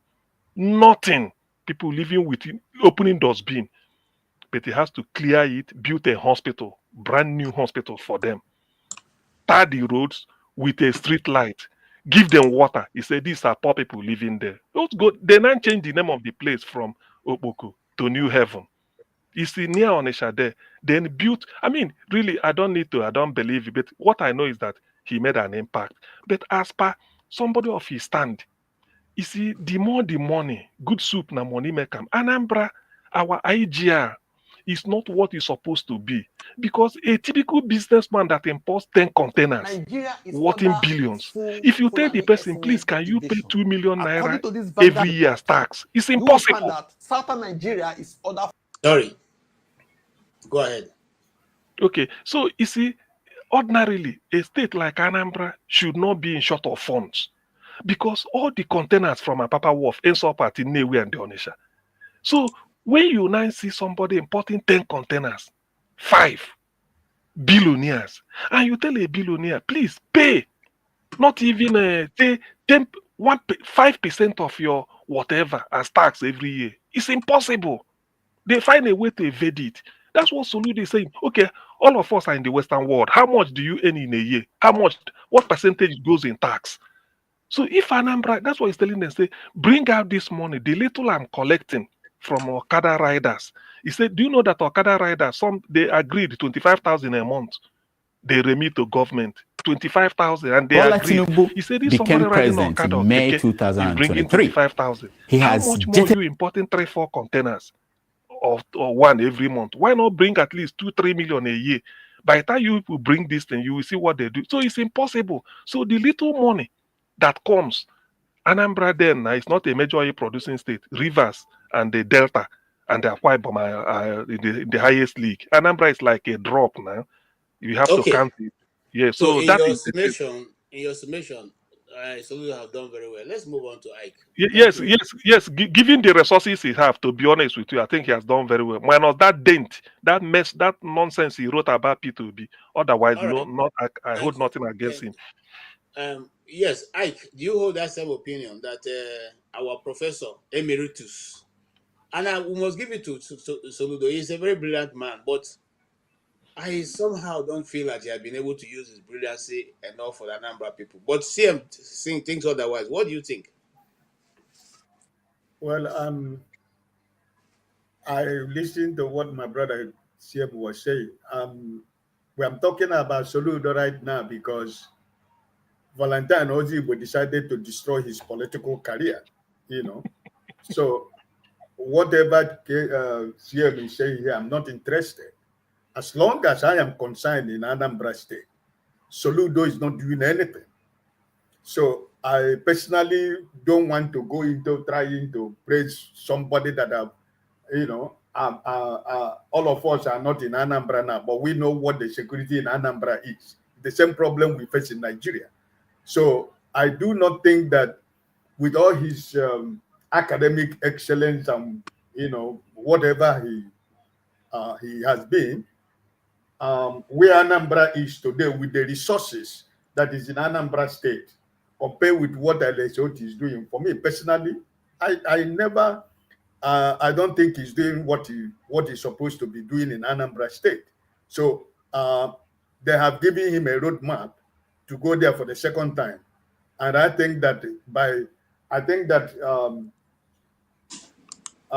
Ojibo himself will by yesterday and today, he would have realized what politics is in Nigeria. So I think that why we are saying all this right now, talking about Soludo, right now as we are talking about him, is because one, Valentine Ozibo has killed his political career in Anambra State. Two, because of the political crisis in Labour Party. If Labour Party has been one party all this while, from that yesterday, and there was a true Labour Party that was a true convention, a true Labour Party that was not riddled with crisis. I'm not talking about second coming of Soludo. It's not coming back. So, but this is they have given him the go ahead to come back second time, But the man who won APC, I don't know his political clout in Anambra State, but from his speech, he said he has been the godfather. Now he wants to be the father. So I don't know how it's going to be with him and the man who won the governorship primary of APC. But to me personally, I have nothing to say about Soludo. I don't believe he has done, the best for Anambra State, despite any political differences I might have with him. But I'm talking about the people of Anambra State. He's not being governor of Anambra State because he is the better, but it's because of the party ABGA that he is in it. Because if he was in another party, all this thing we are talking now, we would not be saying about it. So, but at the end of the day, I think on November this year, Anambra people will make their choice who becomes their governor. For me, Mr. Ike, no. Okay, thank you so much.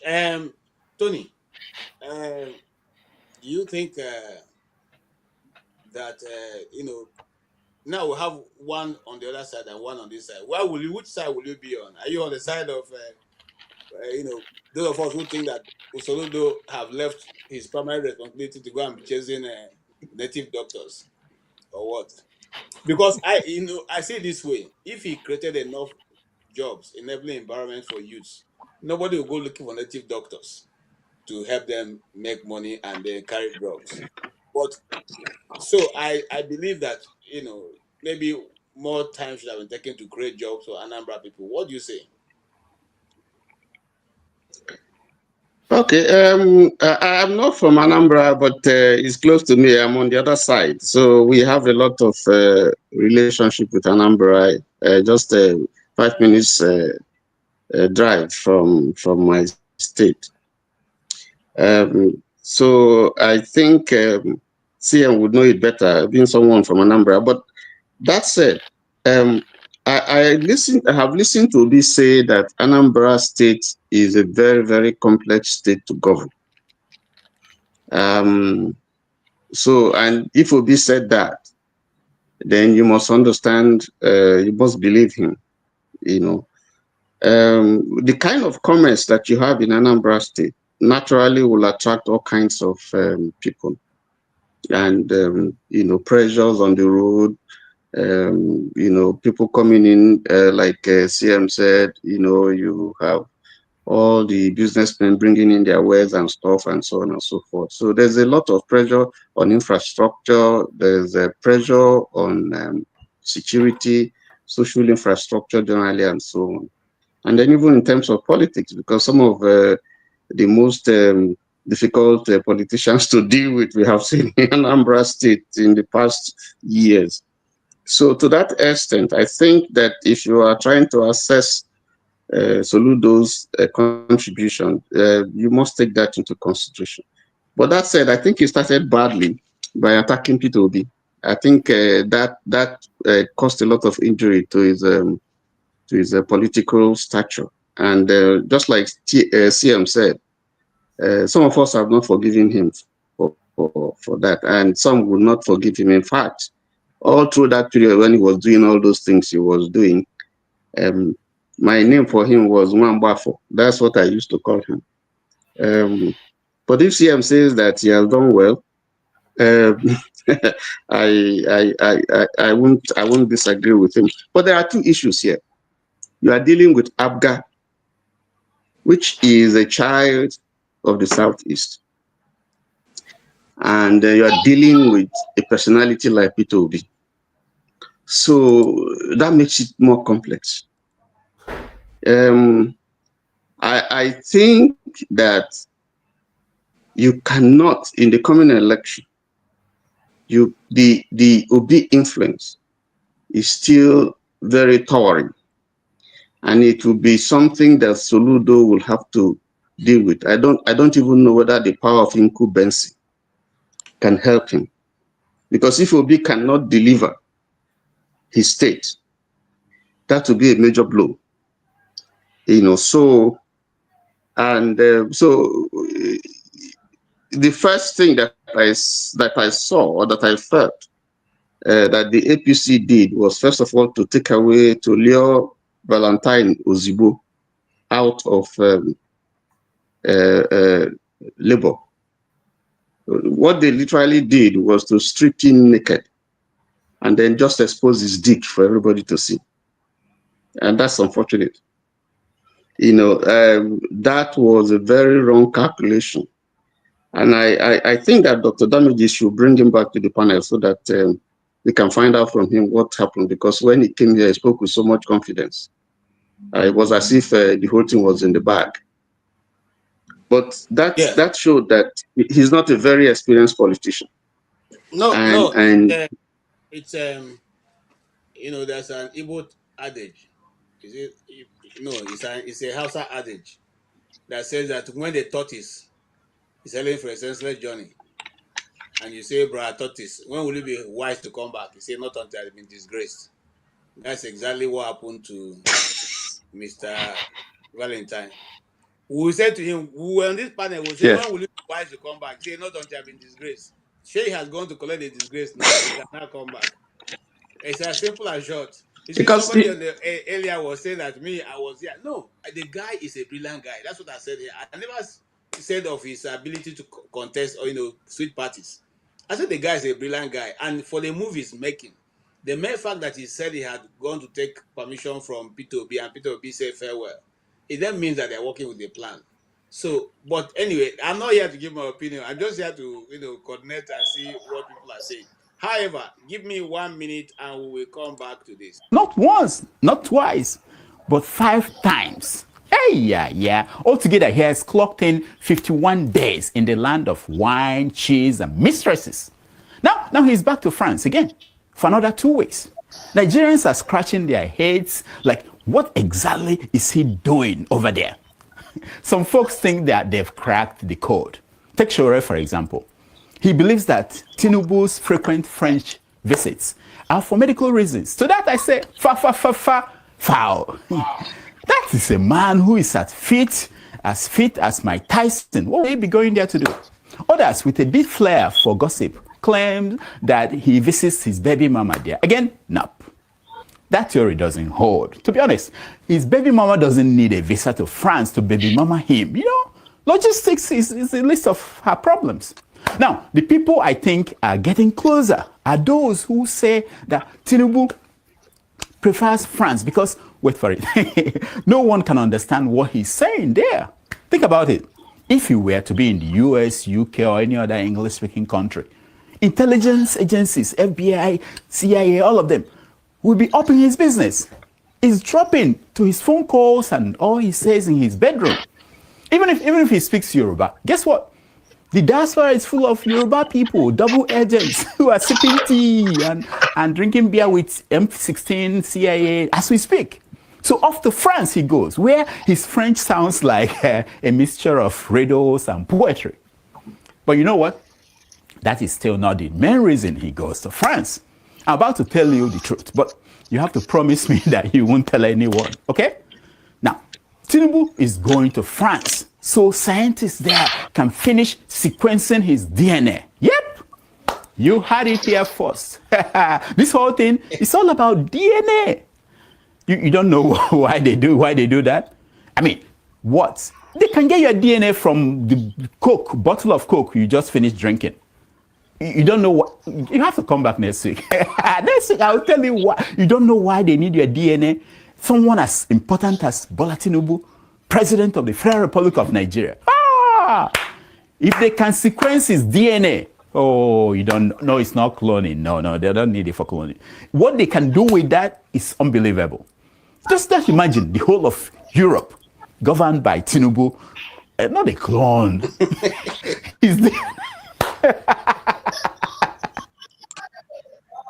Okay. Well, we know that God will help us so that we are not governed by clones. Okay. Yes, let me round up. Yes. If you don't. Sorry. Let me round up. Sorry. This Uzo, your audio is disturbing us. Can you mute, please? Okay, go ahead. Okay, so right now, I think briefly, I just talk about the native doctors that he is prosecuting. I think that the initial issue was that some of those people who were kidnapping and doing all those, committing all those atrocities in Anambra, were patronizing the native doctors, and so they would give them protection and so on and so forth. So when that was found out, so he now had a problem with them.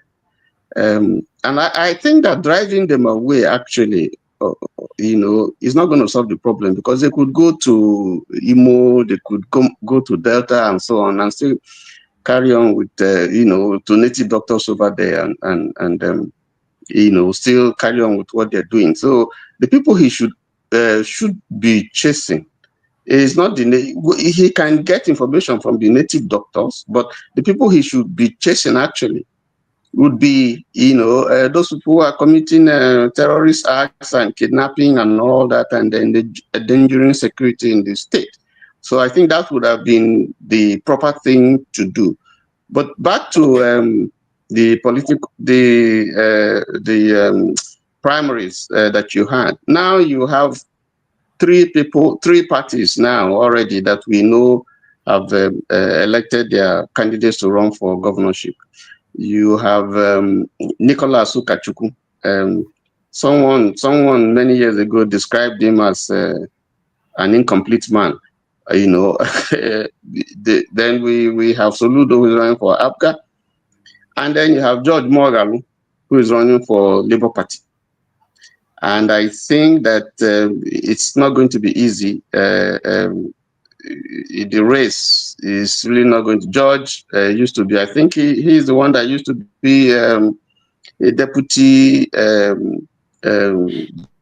governor in the central bank, and he once ran for the office of president under I can't remember the party.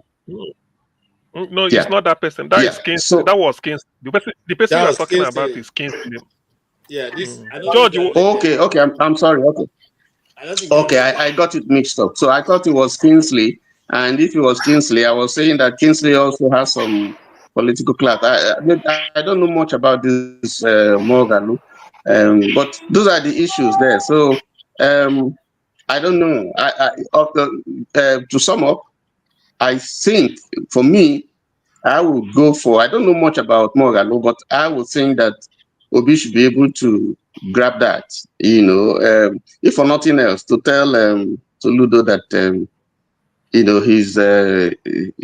still has a long way to go, so it's between Obi and the Soludo. Okay, thank you so much. Sorry, Kenji, I want to chip in something before you continue. I think the question we should all ask ourselves is that Aburi rushed to go and do primary of Labour Party yesterday. So which of the Labour Party candidate are we going to Mr. Peter Obi is going to back? Because we have to know actually from tomorrow, next week, what is actually going to happen. If eventually that it happens that the Labour Party want to stand with the candidate of Moralo, then I think that Mr. Soludo has a very big fight in his hand, because he has tried to rubbish Mr. Peter Obi in so many ways. If Mr. Tony said that to rule Anambra is, we know how difficult it is, but he refused and failed to recognize what Mr. Peter Obi did. He wanted to rubbish what this young man did for the people of Anambra State.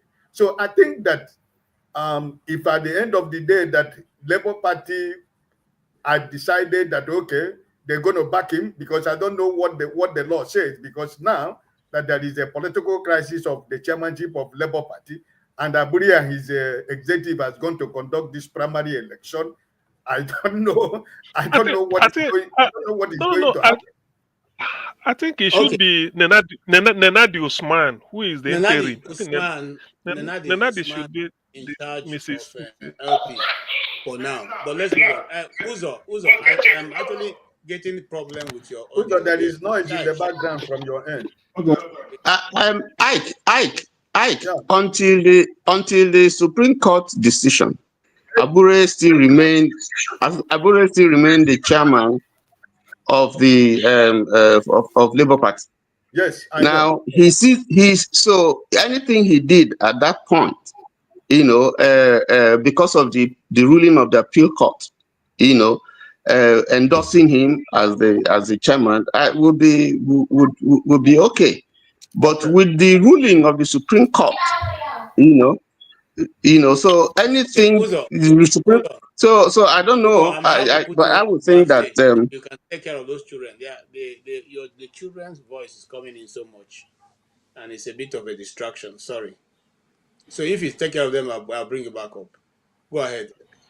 Yeah. So I would think that there's no time now. I think once Nanadi Usman, this is my thinking, the caretaker committee, which now has been endorsed by the Supreme Court, I guess, we will just maybe endorse so that there won't be so much contention and move ahead. But whatever it is, my position is that this is a battle between Peter Obi as a person and Soludo.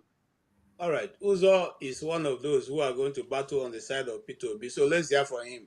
Uzo, if the children can be taken care of, it will help us. Okay, you see, they are shouting, and the shouting is coming in so much. So if you are ready, we can hear from you so that you can speak now, so that they can. Please go ahead and make your point. So everybody saying that Peter Obi has a fight. If you know Peter very well, I don't think he's going to have a fight on this election. In short, Volunteer Zibo, he played he hit the wrong arrow. All right, he shot the wrong arrow, and that arrow is shot now. Every Anambarian now, so I say every Anambarian go for Soludo. Every Anambarian go for Soludo, and the people are not going to interfere in this election because he already on Labour Party side. Peter B is just like he's just there as a Labour Party. I don't know what the outcome will be tomorrow for him, but I don't think he's going to support Labour Party in any way coming this election. As far as his man is off, which is Zibo. For every other person that is on this election, I don't think Peter B is coming to support the person. And Anabarians have already taken Soludo. Look at CM now.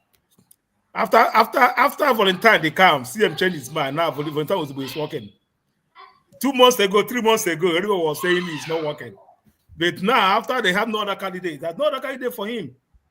No other candidate for Soludo. Even though late Peter Obi comes, he's not going to beat Soludo as it is right now. Because it's already over before the fight even started. With what he's doing, as I heard, what he's doing there, excuse me, I'm not asking. So for what he's doing in Anambra right now, as I'm hearing, people are testifying, all right, the guy he begin to buckle up. He begin to buckle up. He begin to convince people, okay, and the man, and the Wambafo. All of us know Soludo Wambafo. We don't follow him that period before he shot that arrow of Peter. Now he brings his step back. But I pray he will get rid of this time around. Let him finish his 4 years. Let him finish his 4 years, then that will be fine. On the side of Ndenetim, Ndokite and Ndoke Nete. All right? These people, not only Anambra State, these people have to do with Igbo land. But they never sue you. Okay, he never call you from Anambra. I don't call my friend from Anambra. That's how when I get a hit. You call him. I call him, they threaten a hand to take fire anyhow. Those guys are something else. They're not just native doctor. These guys they're not just kidnapped, they're influenced. Don't look at someone like Akpa. This guy is billionaire, rich, flexing wealth anyhow. So for me, Soludo is in the right track to stop these guys because they did what Otokoto did not do. These guys are doing what Otokoto. Otokoto did his own. There was no social media. All right, these guys, they're into social media. Right, they kill a lot of people. Igbo boy that is in jail right now is covered by all these guys. They are millions because, as CM said, they can escape security, escape whatever that comes their way. If they go to airport, then they get caught. Most of them lost their livelihood, everything. So because for me, it's in the right track on this one. You should always do with them so that people will understand that there's no power of Okite, no power of Ndite, and there's a one, and there's a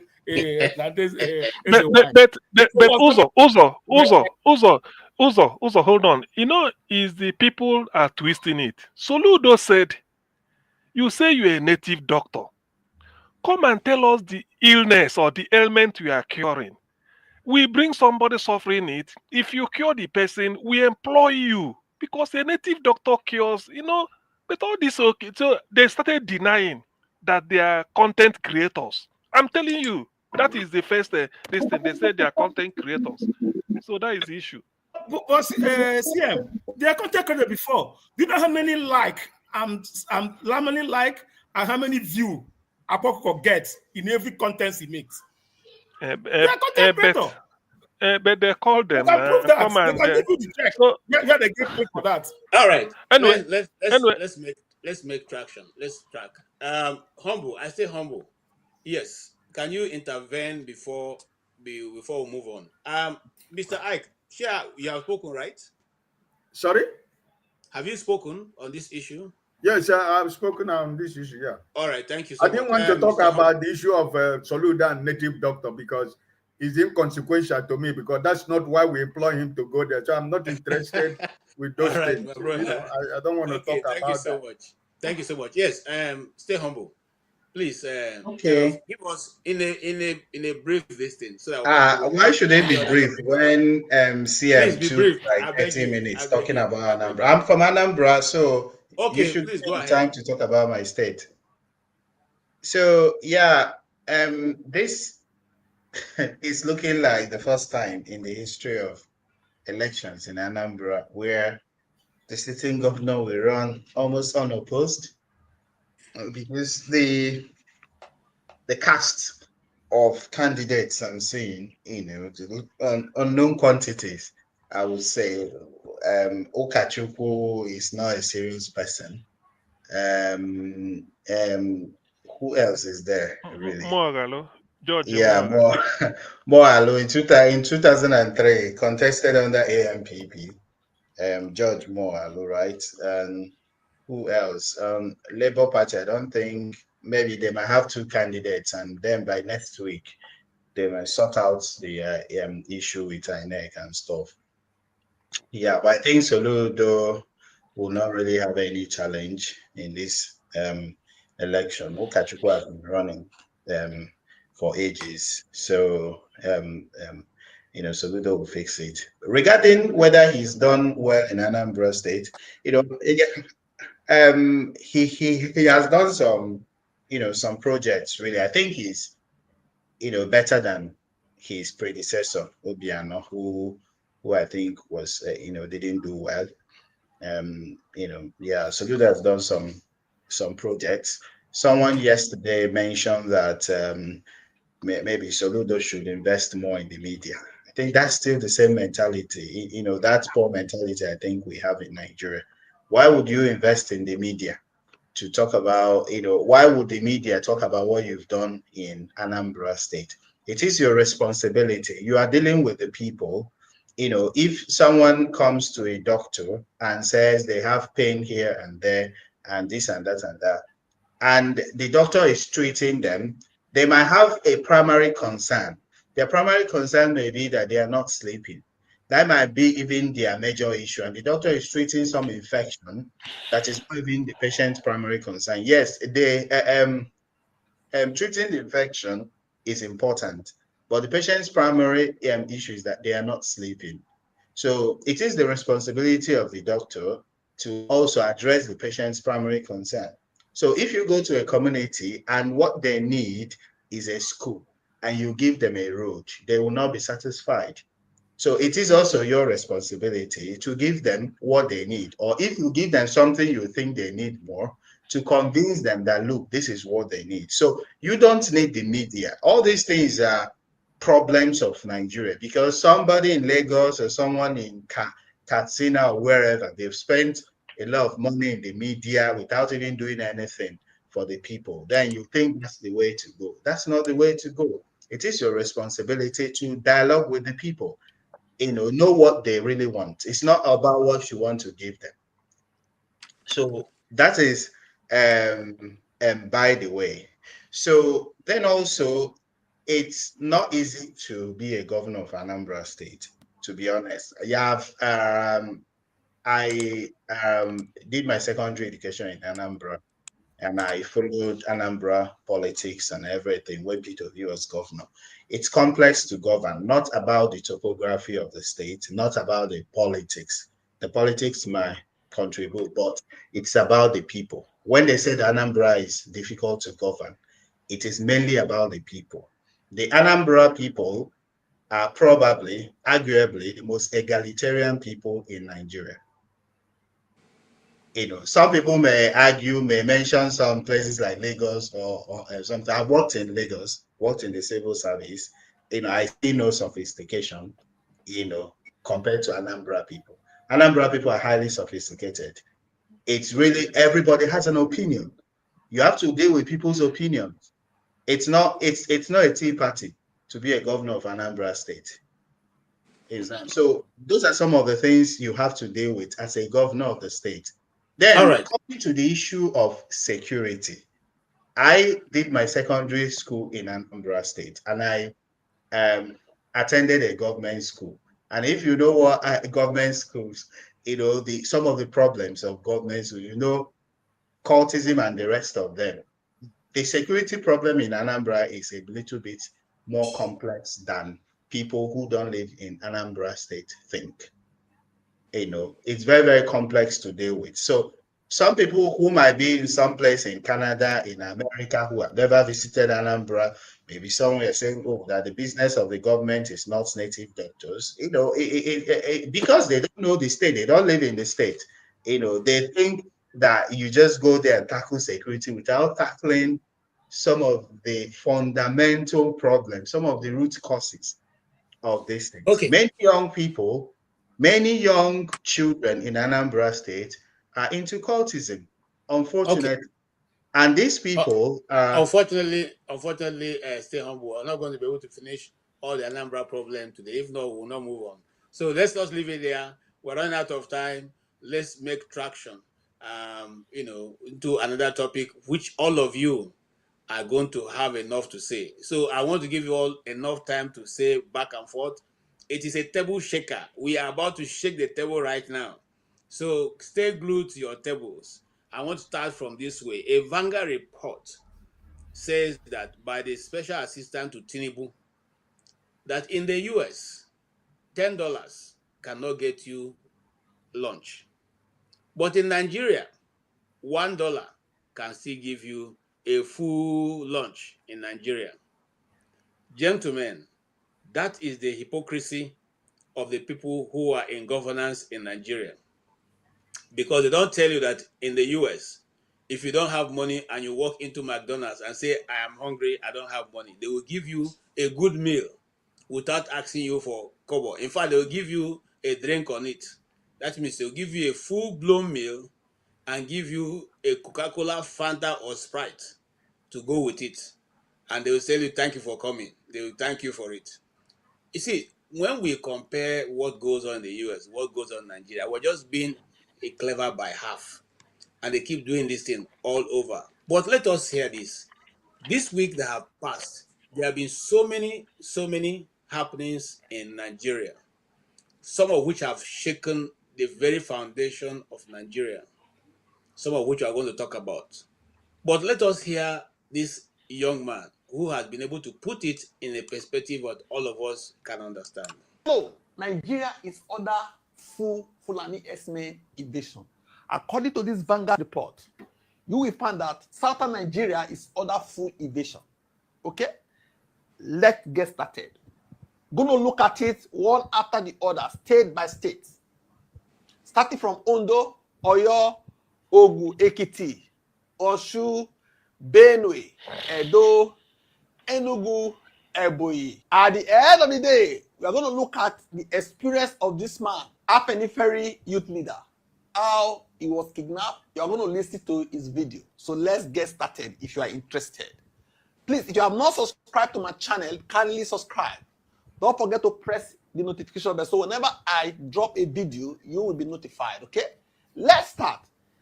The reporter says for Ondo State, kidnapping in broad daylight, killings, 25 people murdered in 4 communities, okay? RAPE cases, including an elderly woman who was gang raped by these animals, okay? Abduction of students and farmers, armed robbery, bus ambush, destruction of farmlands, demand for ransom. For instance, a case of 100 million. Murders of health worker, general insecurity. People are afraid to go out. Protests by women and farmers in Ondo State. Okay? Let's go to Oyo State. Kidnapping of farmers and residents. Armed assault with AK-47s. Torture and beatings of victims. Home invasion at night. Demand for ransom. There's a case of 50 million. Attempt murder. Shot fired at dogs. Destruction of peace in rural communities. Another one, Ogun State. Destruction of farmlands. Cassava. Rice farm. Invasion by hundreds of cows. Harassment of farmers and women. A pregnant woman gave birth in the bush while fleeing. Fear and displacement. People, they drive them come out from their community. Regular attack by S-men. Ongoing farmer and elder conflict. Quarrel every day. Because of person won't take care of his cow or waiting person don't suffer, cultivate.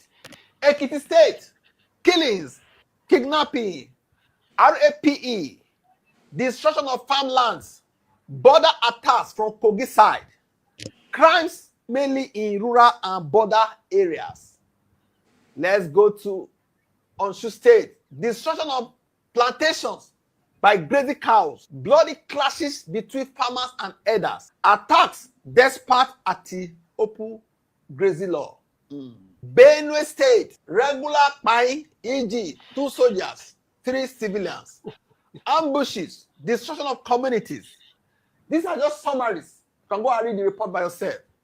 Repeated attacks in Jato Aka area. Residents forced to flee home. Mass displacement. Once they drive them come out, they take over their farms. They take over their farms, their houses, and stay in those rural communities. Once they drive community come out, the best thing what they do, like Benue State, they go build IDP camp for them. That is people who get houses.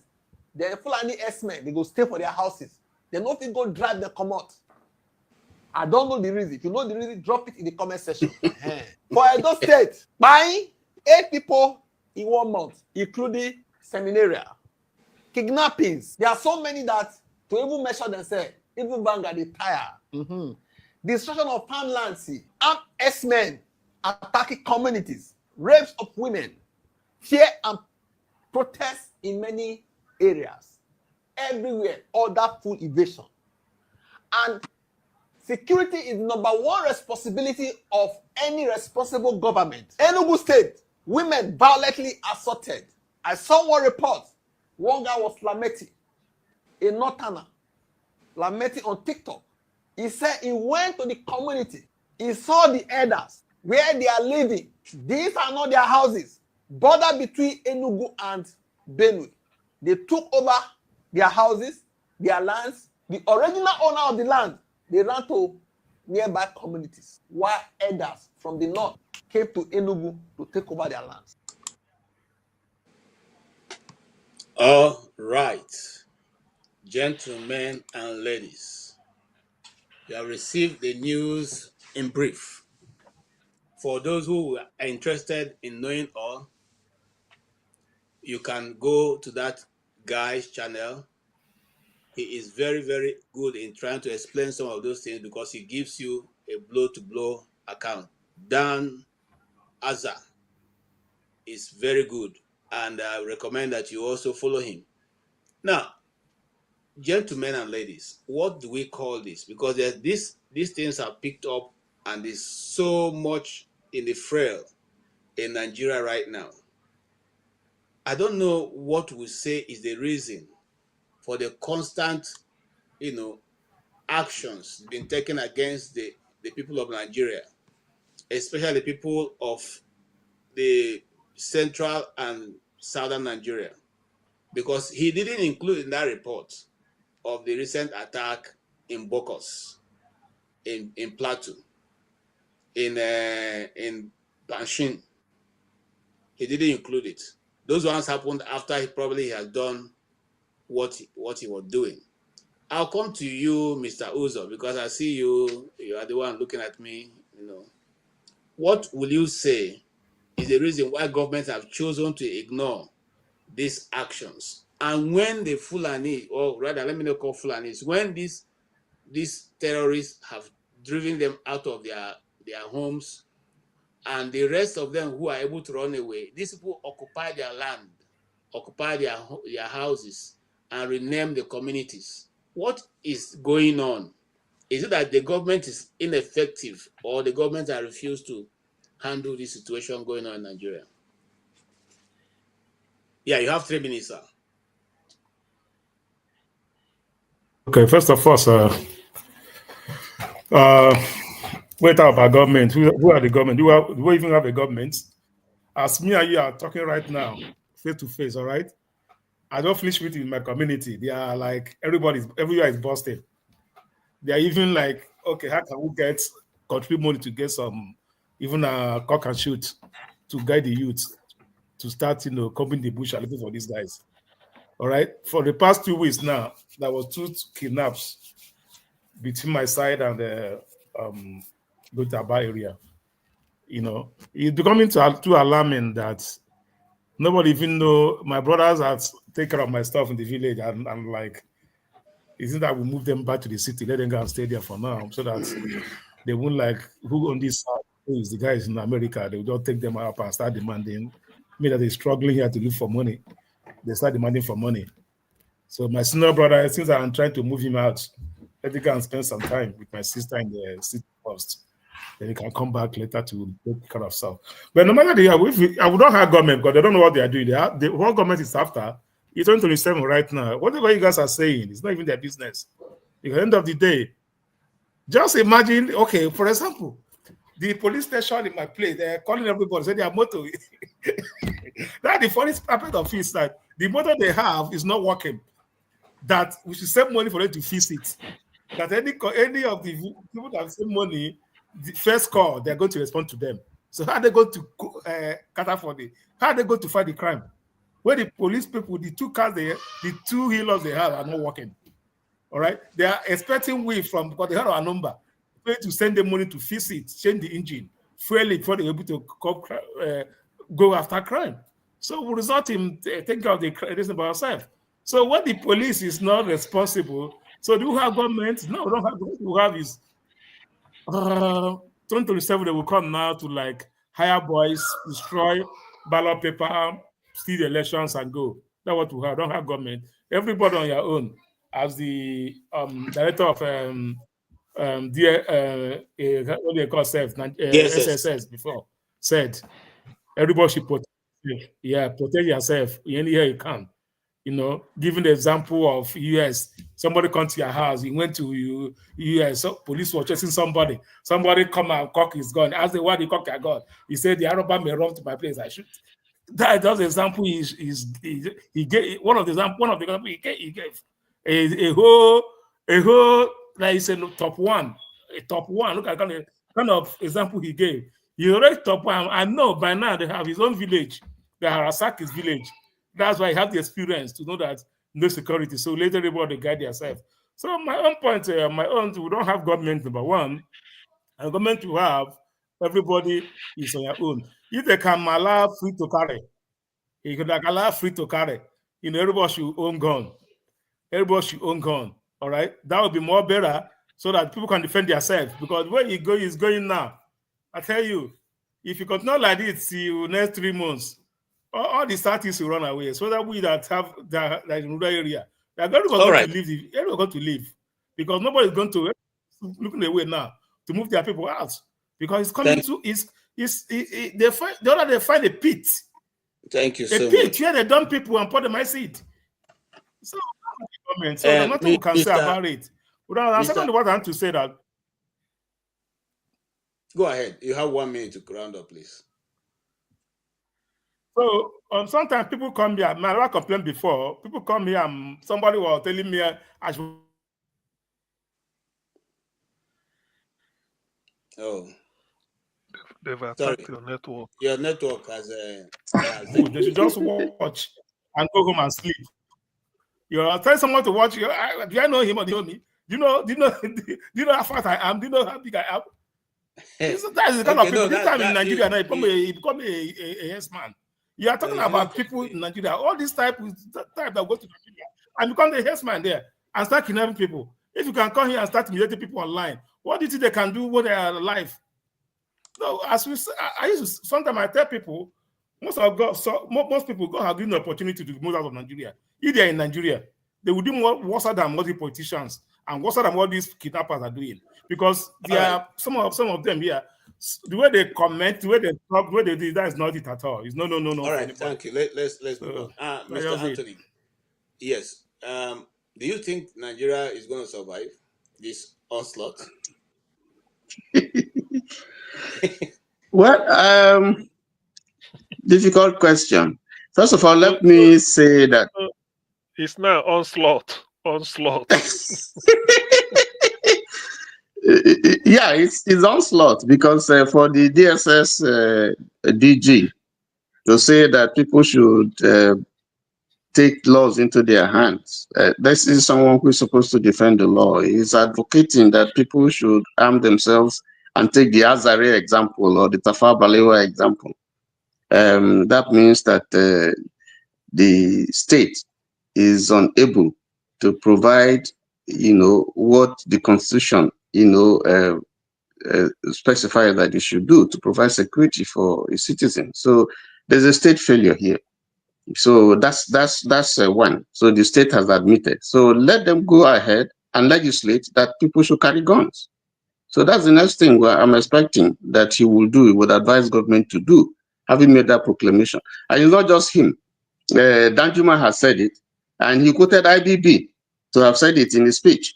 So if retired, generals and head of state and someone in that position is saying this is the way to go, I think they should influence the leaders to say now everybody should carry guns. So we know that, and then we'll see how. But it's an admittance that the state has failed in that area. Two, for that politician to say that $10 would feed somebody in America. Yes, $10 cannot feed someone in America. That's a lie. I don't know which state is talking about. In New Jersey, 10 naira would buy you lunch. I can tell you that. So, but in New York, but he also contradicted himself by that statement, because by the time the APC took over government in 2015, $1 to the exchange rate, and this is black market rate, not even the official rate, is less than $200. So between that time and now is 1,500, the least. So he's indicting his government. That's what he's doing. Because he's indicting the government. They failed to carry out measures that will strengthen the naira. So if today, what he's saying is true, then it's an indictment on his party and his government. So and when we begin to make this comparison, they just make it as if there are people who haven't gone abroad, who don't know what's happening there. We know that there are so many interventions by government here. For the aged, there are food stamps. There's every Saturday there are places where you can go and collect food. We don't have such things in Nigeria. So when they say all those things, they think that everybody in Nigeria is illiterate. They don't understand how government works and what government is supposed to do. They won't tell you all that. So it's unfortunate. I think the country. I have always been hesitant to say the country has failed, but I'm beginning to see that with even what the leaders are saying, we have failed. I mean, your president is out of the country now to go and relax. He can't relax in Obudu. He can't go find a place in the north to relax. He can't even relax in his own place in Bodilon. He's going for 2 weeks and to walk from there. So he has turned Nigeria to Cameroon, just like Obia, who runs his government from Switzerland. That's crazy. You can what is driving him from Maso Rock? What of the yacht? That one that will spend money on. He can't stay there and enjoy his life. So All right, so brother, I'm laughing because my brother is so the biggest challenge why I feel so sad is that even when this is going on, nobody in Nigeria says anything. Not the big, the high and the mighty. Nobody. They just all keep quiet. The person is going to spend 2 weeks on your taxpayers' money, feed on your taxpayers' money, use your taxpayers' jets, and nobody's saying anything. He is the only president in the whole wide world who goes on working visit. I don't know any other president. Ike, the place where you live, does your president go on working visit to America? Since people are closer to America, do they go to working visits in the Sheraton or Marriott Hotel or the White House? Do they go on working visit there?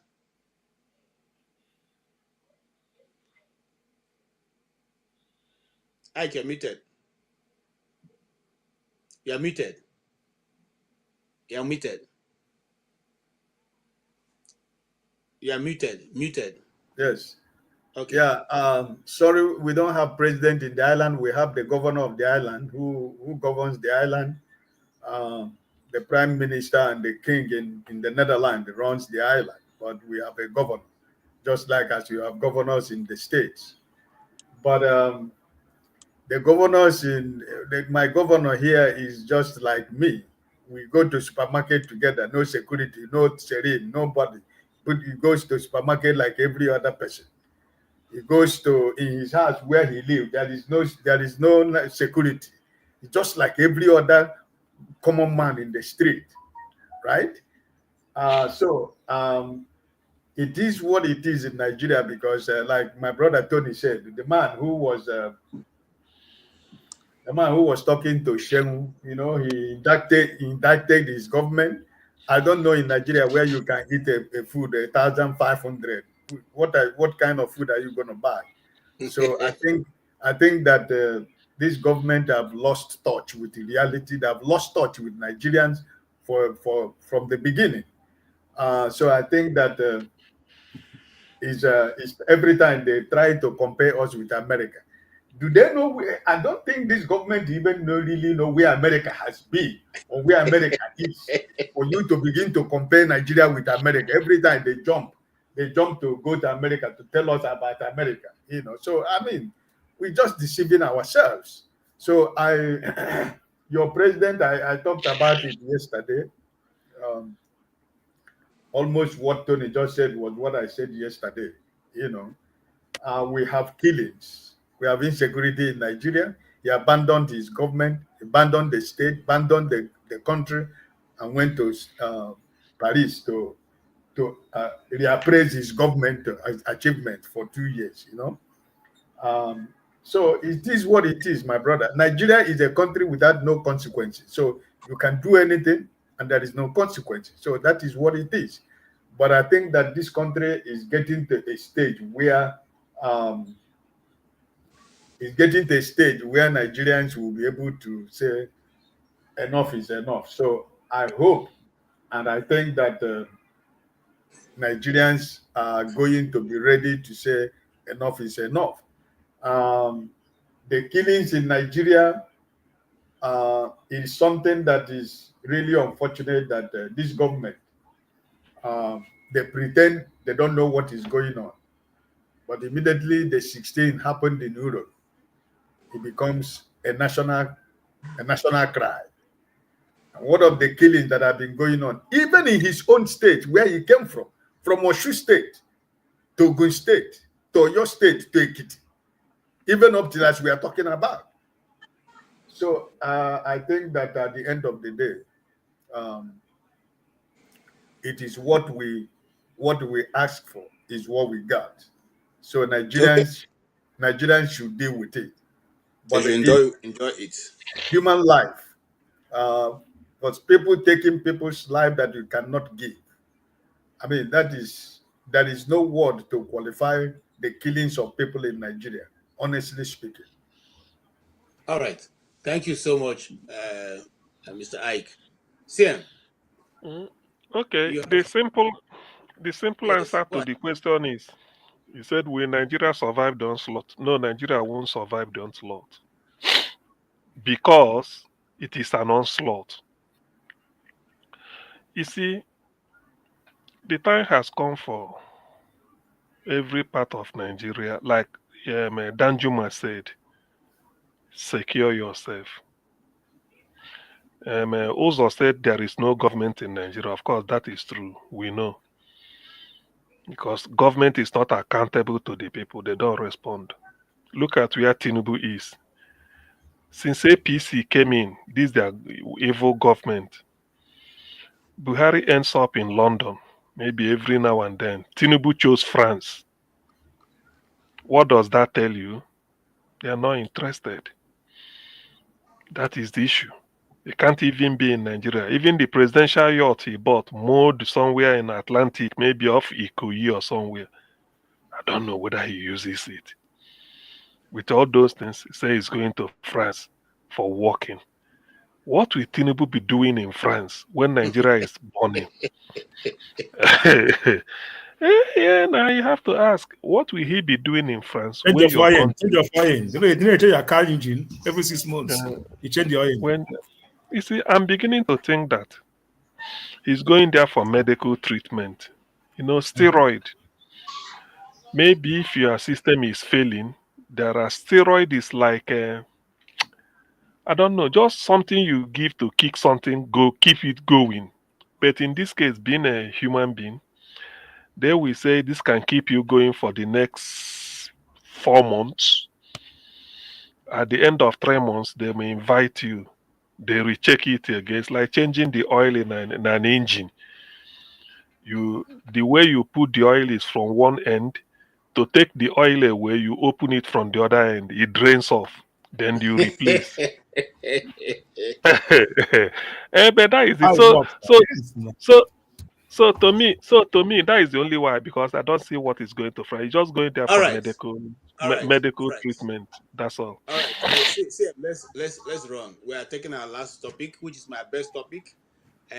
When you take your answer, you also give us your roundup. And I think we're how many? 1, 2, 3, 4, 5. So each of us can do 3 minutes also, and then on this topic. So my best topic for this week is a topic of the Zoro in Nigeria, Lady Senator Natasha. She has proven over.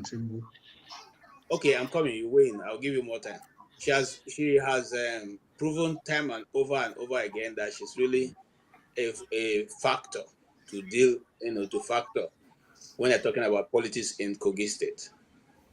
Natasha Akpoti Odoa, Senator of the Federal Republic, has been able to reduce the white lion into a white pigeon and the Ododo into a real, in fact, Dodo in Olodo now. has Olodo. reduced him to Olodo, and Olodo. Dodo he has unmasked the masquerade in the public. When she started, I warned her that don't mess with this lady. And today I was reading that she has gone to New York Times to make a publication on the same issue. Gentlemen, and I'll come to you, stay humble. What do you think? Because right now, what I was going was that the Supreme Court now, the court now has given a gag order that she can no longer address the press, until this matter is sorted in court. What do you say concerning the way that Senator Natasha has handled this issue so far?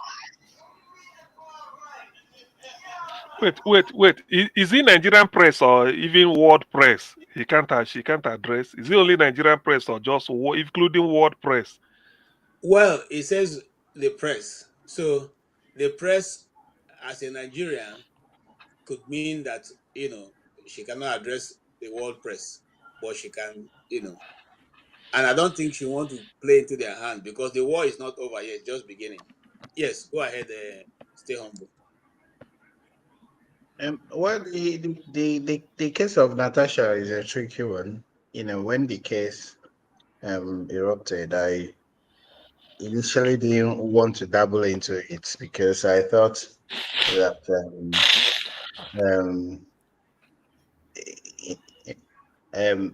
that there were more pressing issues at that point. Yeah, that time, that people didn't talk about. Things were really happening that were really germane to the survival of Nigerians. And then when her issue came up, yeah, it's really important because issues of harassment, etc. And then it came to the fore, and people really took it up. And since then, it's been in the news really.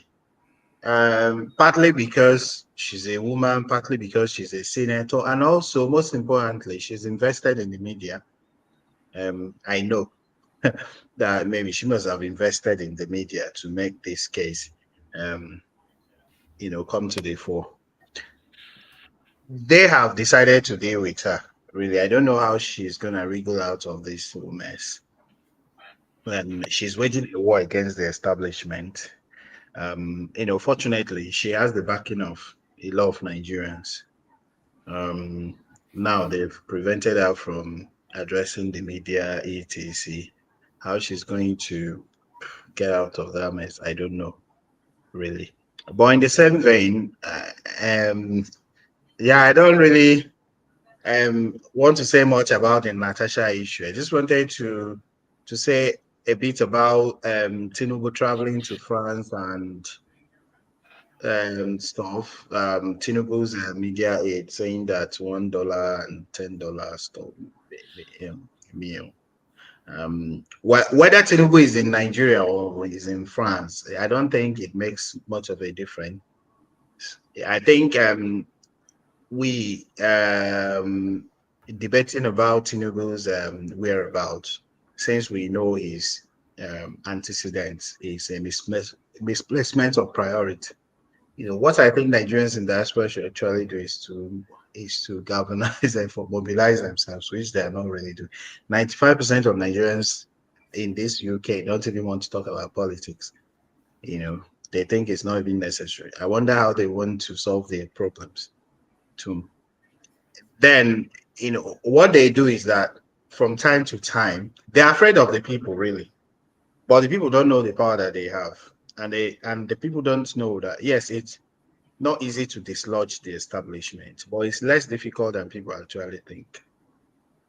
You know, from time to time, they send out these their spokespersons, these their aides, to go and, you know, gaslight people. And, you know, they will first of all deny that there is no unemployment, and then they will say that, oh, there is unemployment, but the people are not employable. You know, they have gone to school, but they are all garbage. You know, we can't even employ them. They can't read properly. They can't write. So, you know, these are the things you have. So, yeah, the problems are really complex, I would say. You know, the Natasha case will continue. Whether she will be recalled after 6 months, I wouldn't know, to be honest. It depends on how she handles it. They might not want her to come back. You know, they might want to extend the suspension, and then You yeah. know, I stay humble. I'm totally, I don't know, I'm finding it difficult to agree with you. And that's the reason why when I was opening, I said something very key. The sovereignty of the Nigerian nation is not in the National Assembly. The National Assembly, when a politician is voted into the office of any political office, doesn't take away the right of the people from being a sovereign. In other words, the people still reserve the right to be who they are. It is based on their power that you are there. So you cannot now get up and write your own laws above the laws of the people. So the National Assembly in the first place do not have the right to suspend a senator, contrary to what the Constitution of Nigeria says. The Constitution of Nigeria says, according to the ruling of the Supreme Court, that you have no right to suspend a senator or a representative of people for more than 14 days. That's the highest you can. 14 days. And then also going by the suspension given to her, they said she cannot answer the title senator. She should not come close the National Assembly. She should hand over everything that belongs to the National Assembly to them. And her office should be locked by the clerk of the National Assembly. And her staffs should be sacked or withdrawn. They should all be suspended and their salaries not paid. And the senator's salary not paid. What has she done? Is that what the Constitution of Nigeria says, stipulating such a So you see that these people have taken on themselves a larger than life attitude, bigger than the Nigerian people who elected them. And so, if when you say you don't know, she may not be allowed.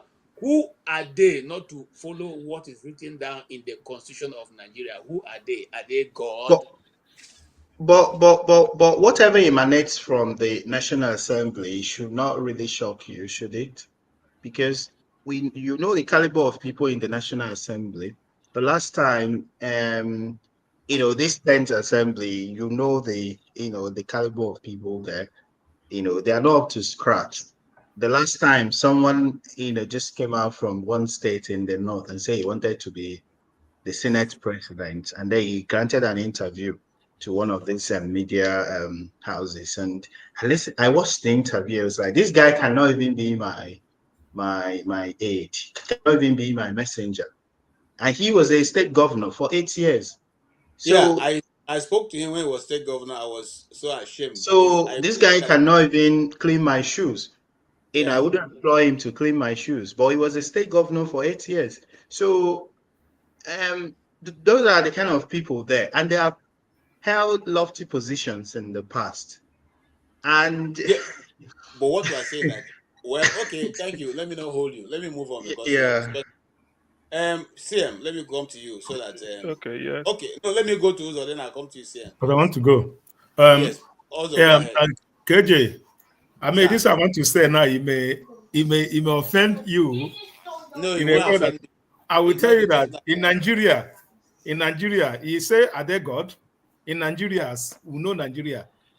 After God is Tinubu and National Assembly.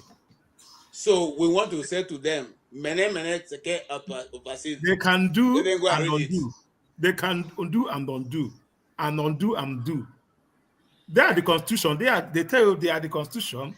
They are the law. They move the law, want to move it, but they mess with the wrong woman. That's a problem.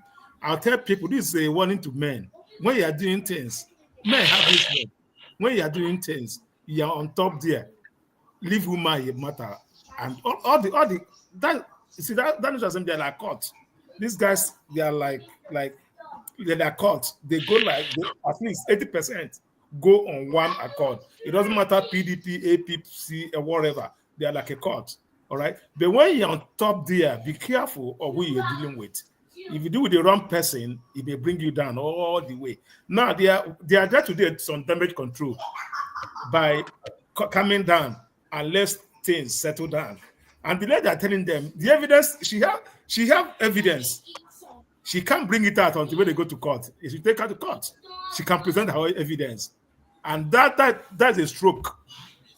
See, when she says she has evidence, that's a stroke right there. They don't know which evidence she has that will finish the Senate. The whole Senate will go down because she's part of them. She knows all that they are set lodge, what happened, what they does. She knows everything, so she can have the evidence to blow it out.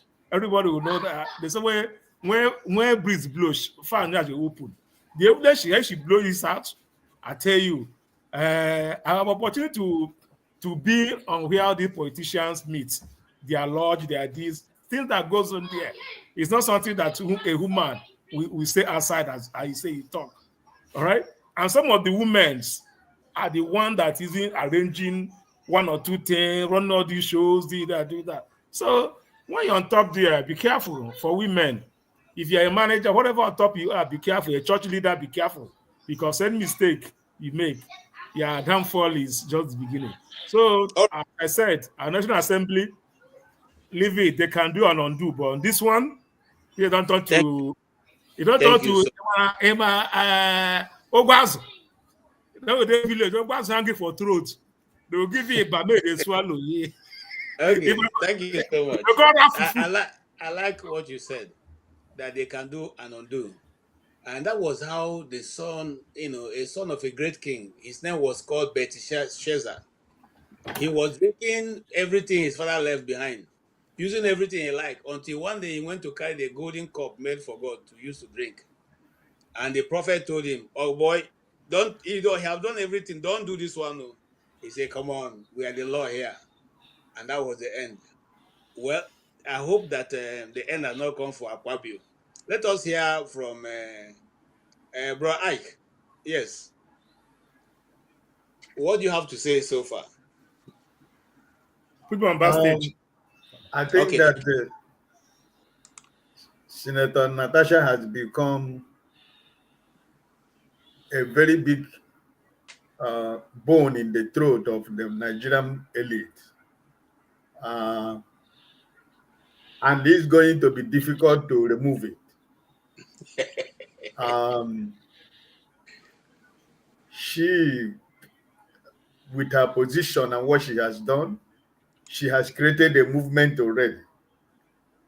And I think that the political elite They never expected that this woman would do what she did.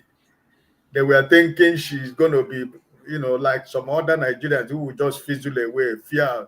They use fear and intimidation, and you drop whatever you're trying to do, I think that they didn't expect much that this is how far it's going to go. But I think that she has proven a point. And like Stays Humble said, Nigerians don't know the power that they have. These politicians are afraid of Nigerians, but Nigerians, I don't know if they don't know.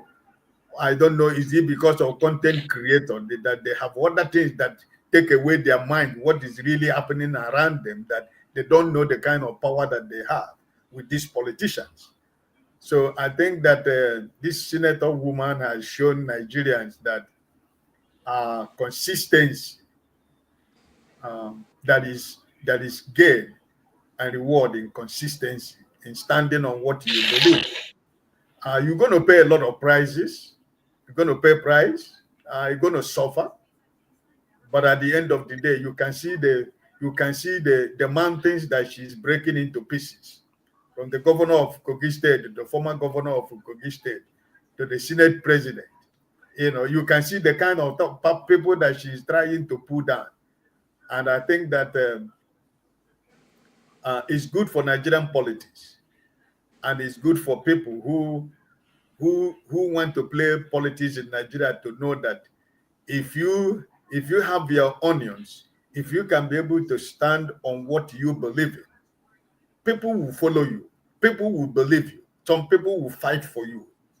And when people are fighting for you, you are awakening the consciousness of a lot of people. So I think that don't be surprised that tomorrow this woman becomes the governor of Kogi State, because the politics in Nigeria is something that you can never say never. So I think that she has become a very big problem to the elite and the National Assembly. For them to say, okay, that she shouldn't go to the press anymore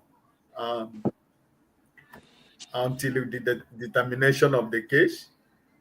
I don't know which case has been done like that in Nigeria before. KJ, you're a journalist. Maybe you can be able to let us know where people are gagged not to go to the press to talk about cases, their case, or to, grant interviews and stuff like that. So at the end of the day, we are waiting. She has become a face. She has become a face of Nigerian politicians. A lot of women who are going through such a thing, I think she has emboldened them, she has given them the courage that you can speak out if you can be able to stand on what you believe in. So at the end of the day, I think that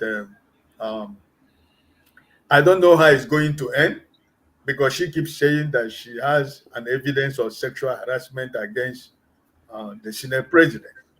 And a lot of people are saying, bring it out, bring it out. I don't think she's going to bring it out. I think there should be time for her to be able to show the world the evidences that she has. And yes, it goes to the point that if eventually now that she didn't have any evidence, that where is going to be a bigger problem for her. Okay, but I pray that she had that evidence. Thank you so much, Ike. She has evidence. In fact, she released a bit of it on Chair Okimbaloye's program. That is why they quickly rushed to the court the next day to obtain the gag order. So she knows what she's doing. She's a lawyer. I have confidence that she knows what she's doing. Bro Tony Okonta, yes. Thank you, KJ. This is I never knew that this woman is such a fighter. In fact, a disruptor, because at every level, it's like you're trying to hold her down. She's paying something else. She has fought Yahaya Bello before she ran for election as Senate. Yahaya Bello couldn't subdue her in spite of all that he did, and with his power of incumbency.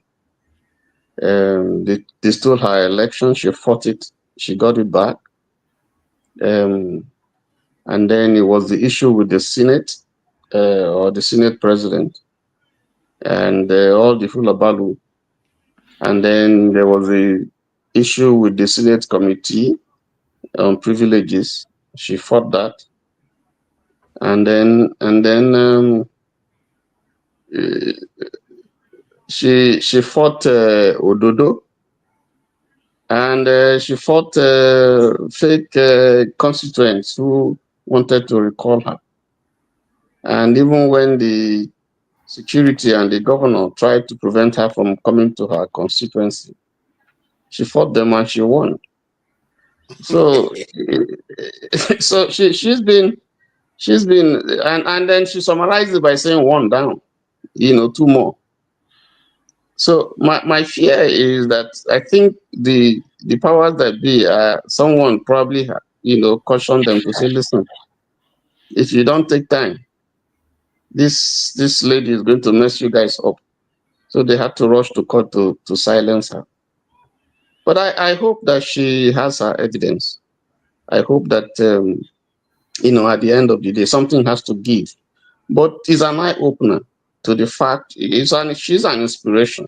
I don't know all the facts, but so far, she's an eye-opener. She's an inspiration to many, that you can fight these people and cause a stir. And thank God for social media, because if it wasn't for social media, and those who are supporting her, maybe the power of the press and all that would have subsumed, would have painted her all black and all that, You remember there were people who were going into her personal life and saying all kinds of things and so on. But that's outside the issue, So politics is dirty in Nigeria, very, very dirty. And so what she has taught us is that if you are going to Nigerian politics, you must have the means, you must be bold, you must be courageous, and you must fight that fight, And I think they are afraid now. They must be talking to themselves. They want to eliminate her according to, having tried every other thing. So now they want to eliminate her. But we'll see what happens. All right.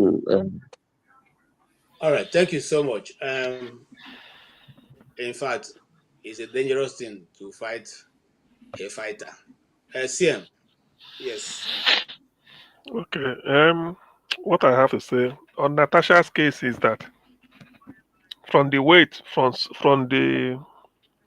development so far, Akpabio is guilty, and he knows it.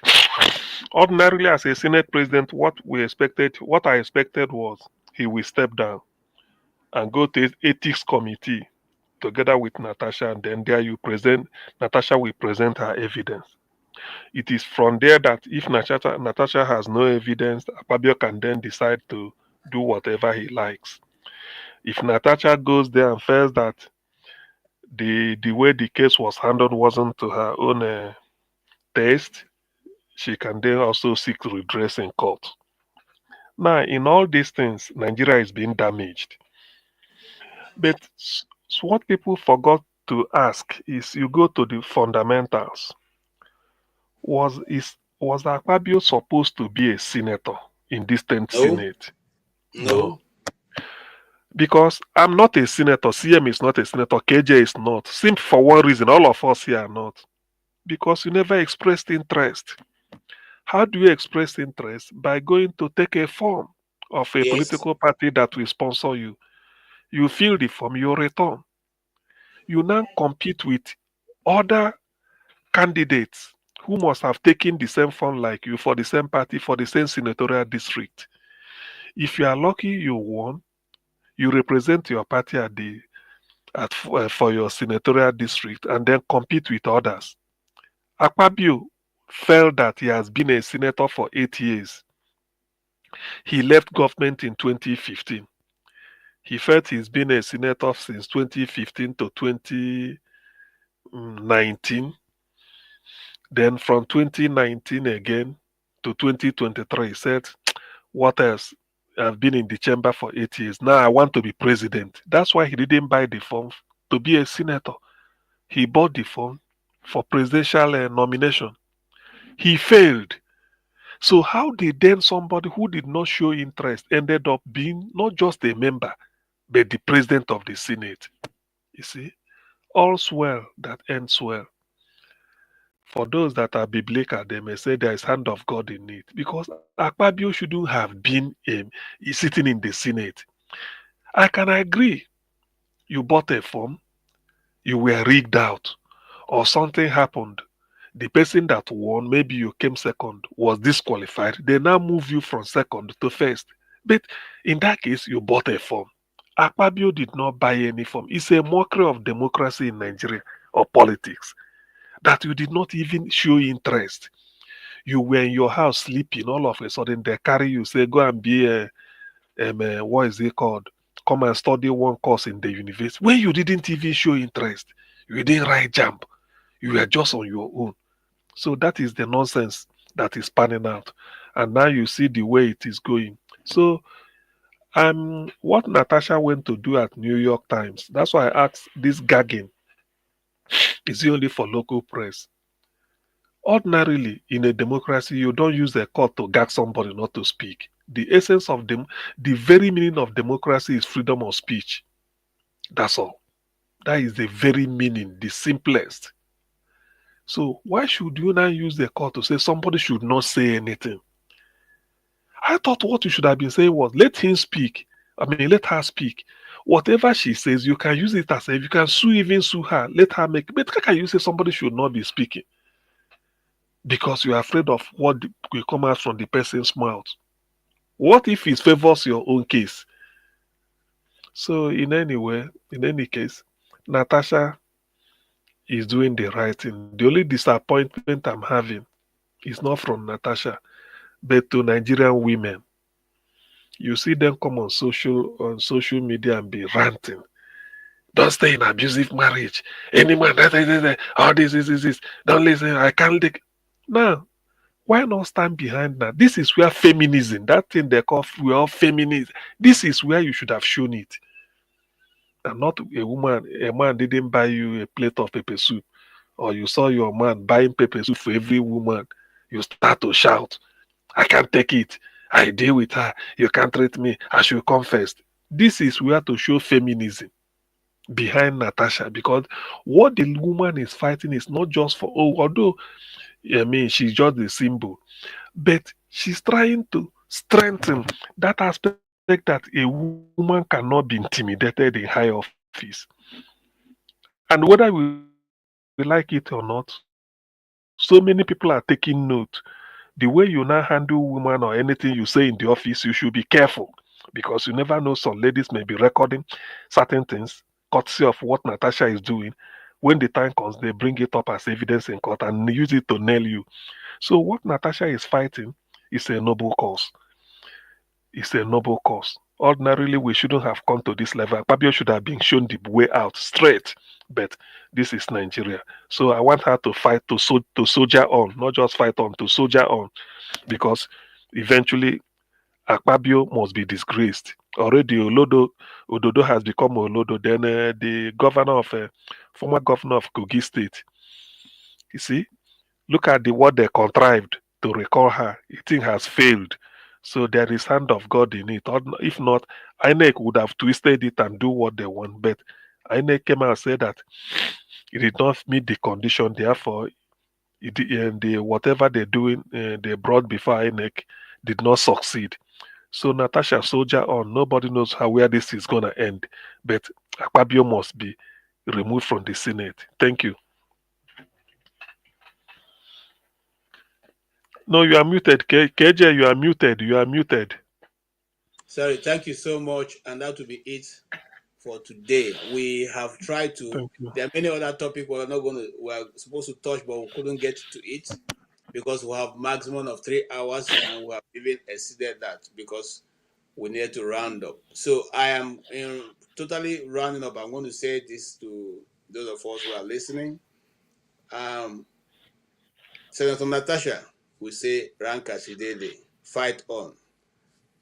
just keep loading your guns, and the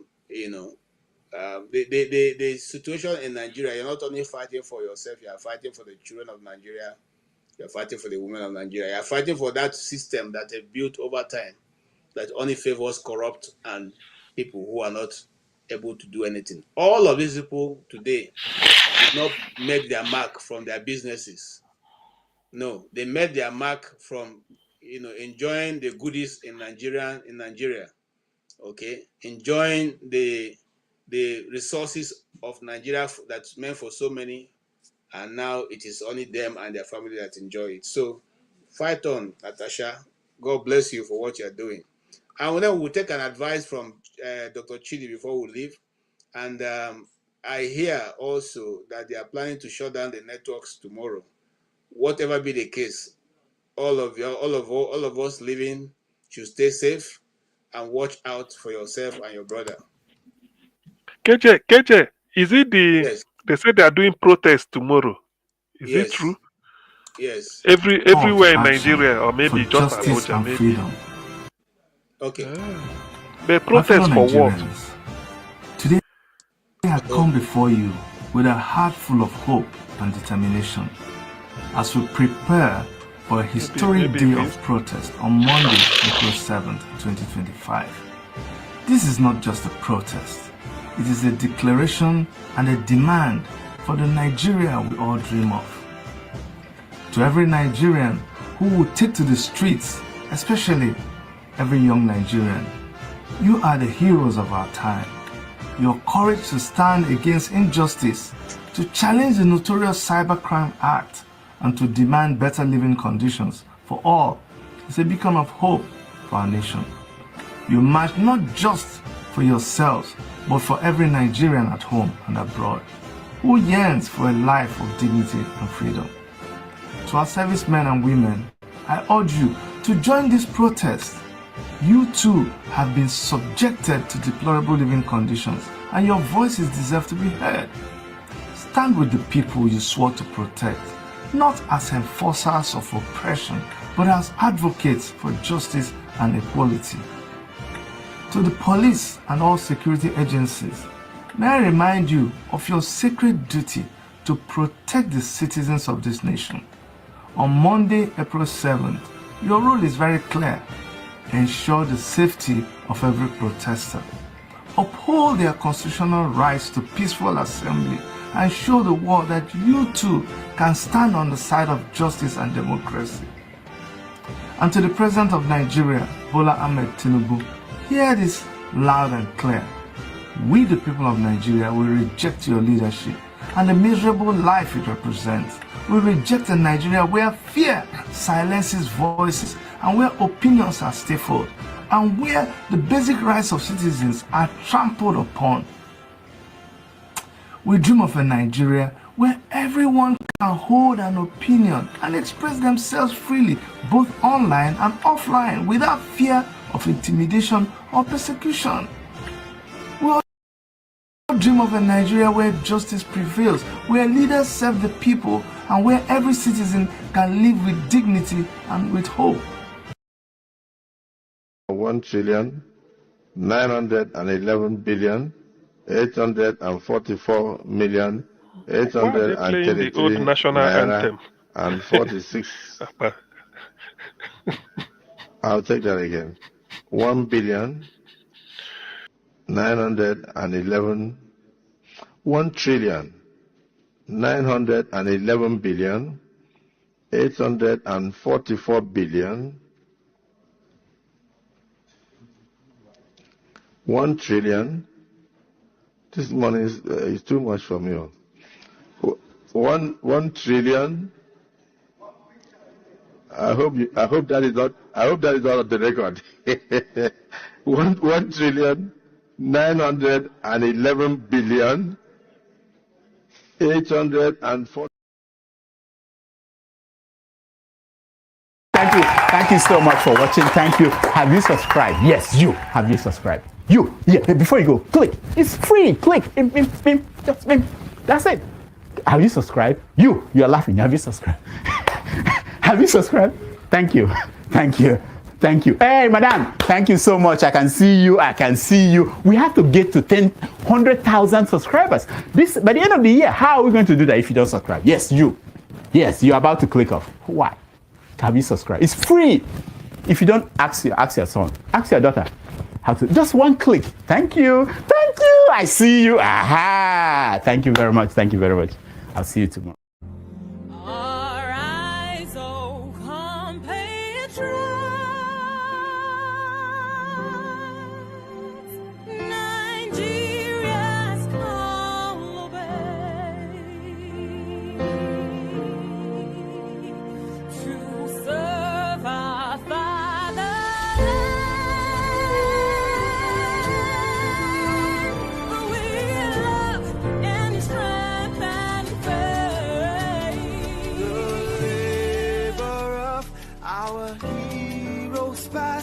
Shall never be in vain, to serve with heart and might, one nation bound in freedom,